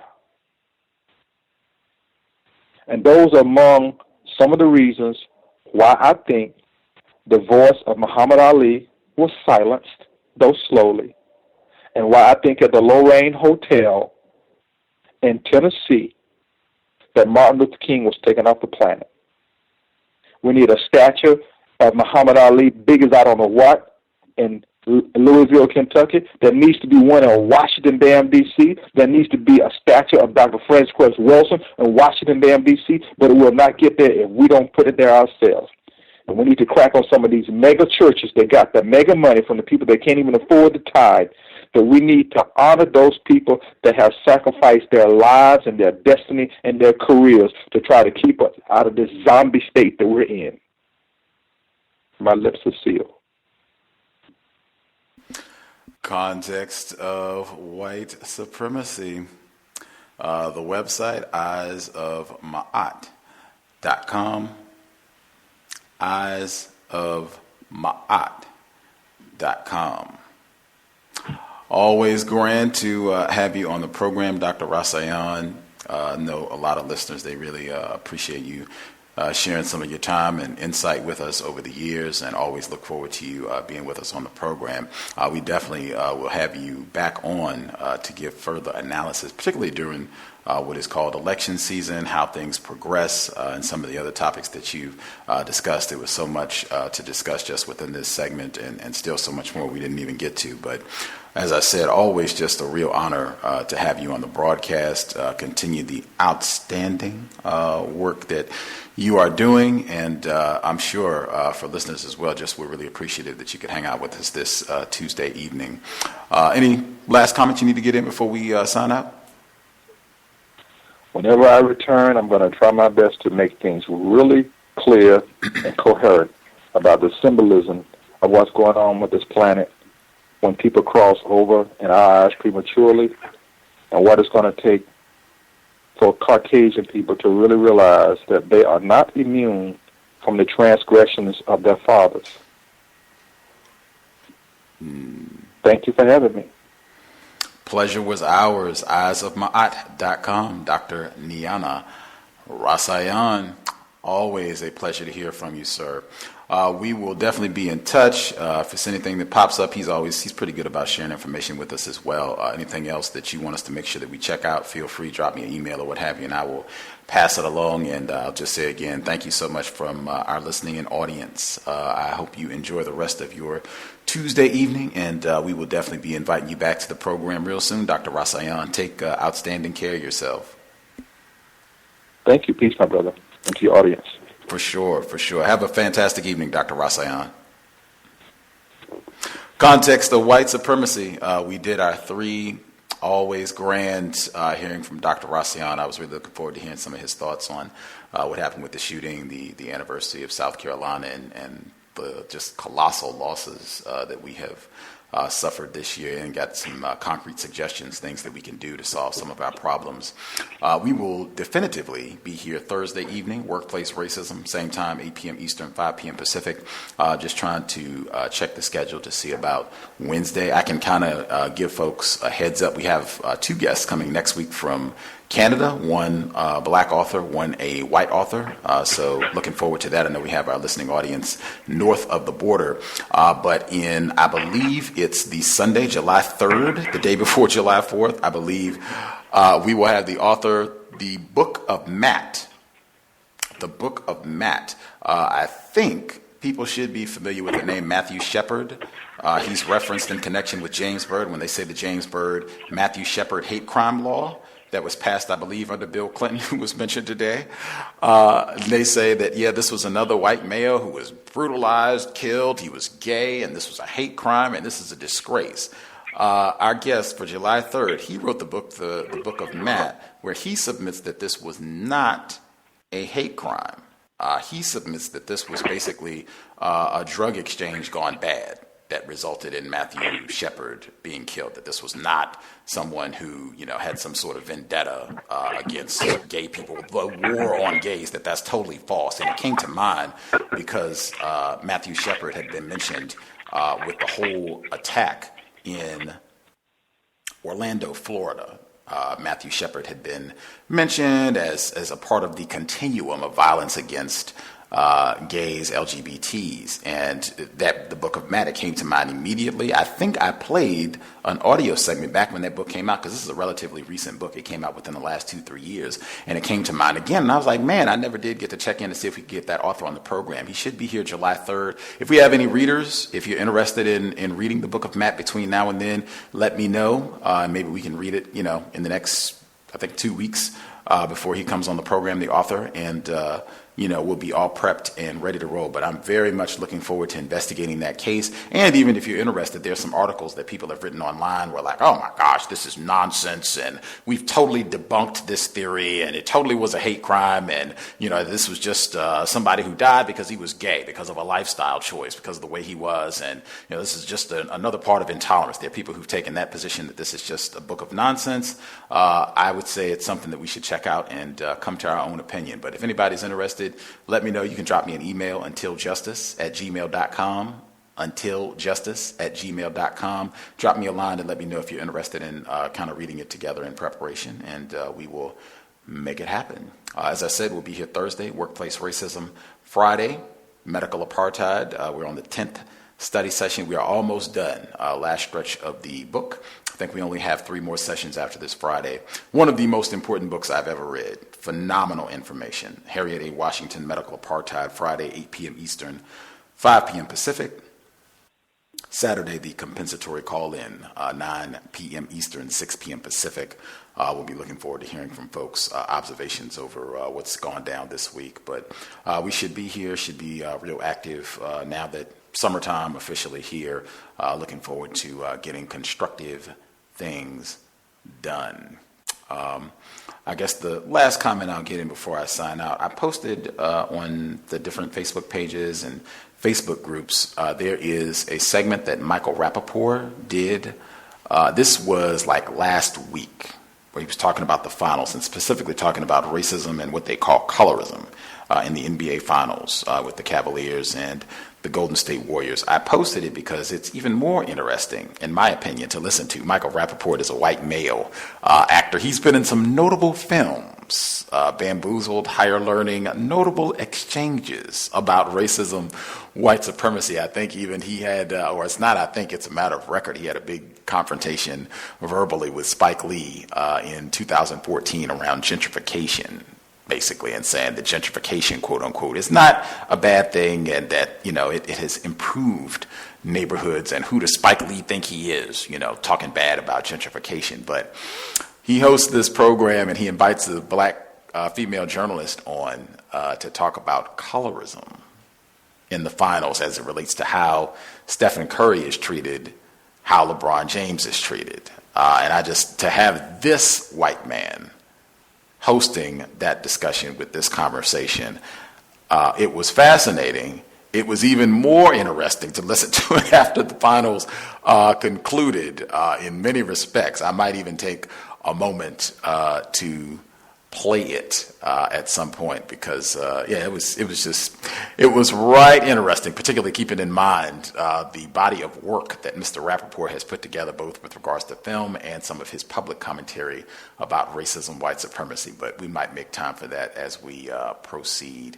If you have any questions, comments, guest suggestions, gripes, you can't find something in the archives, feel free to drop me an email, untiljustice@gmail.com.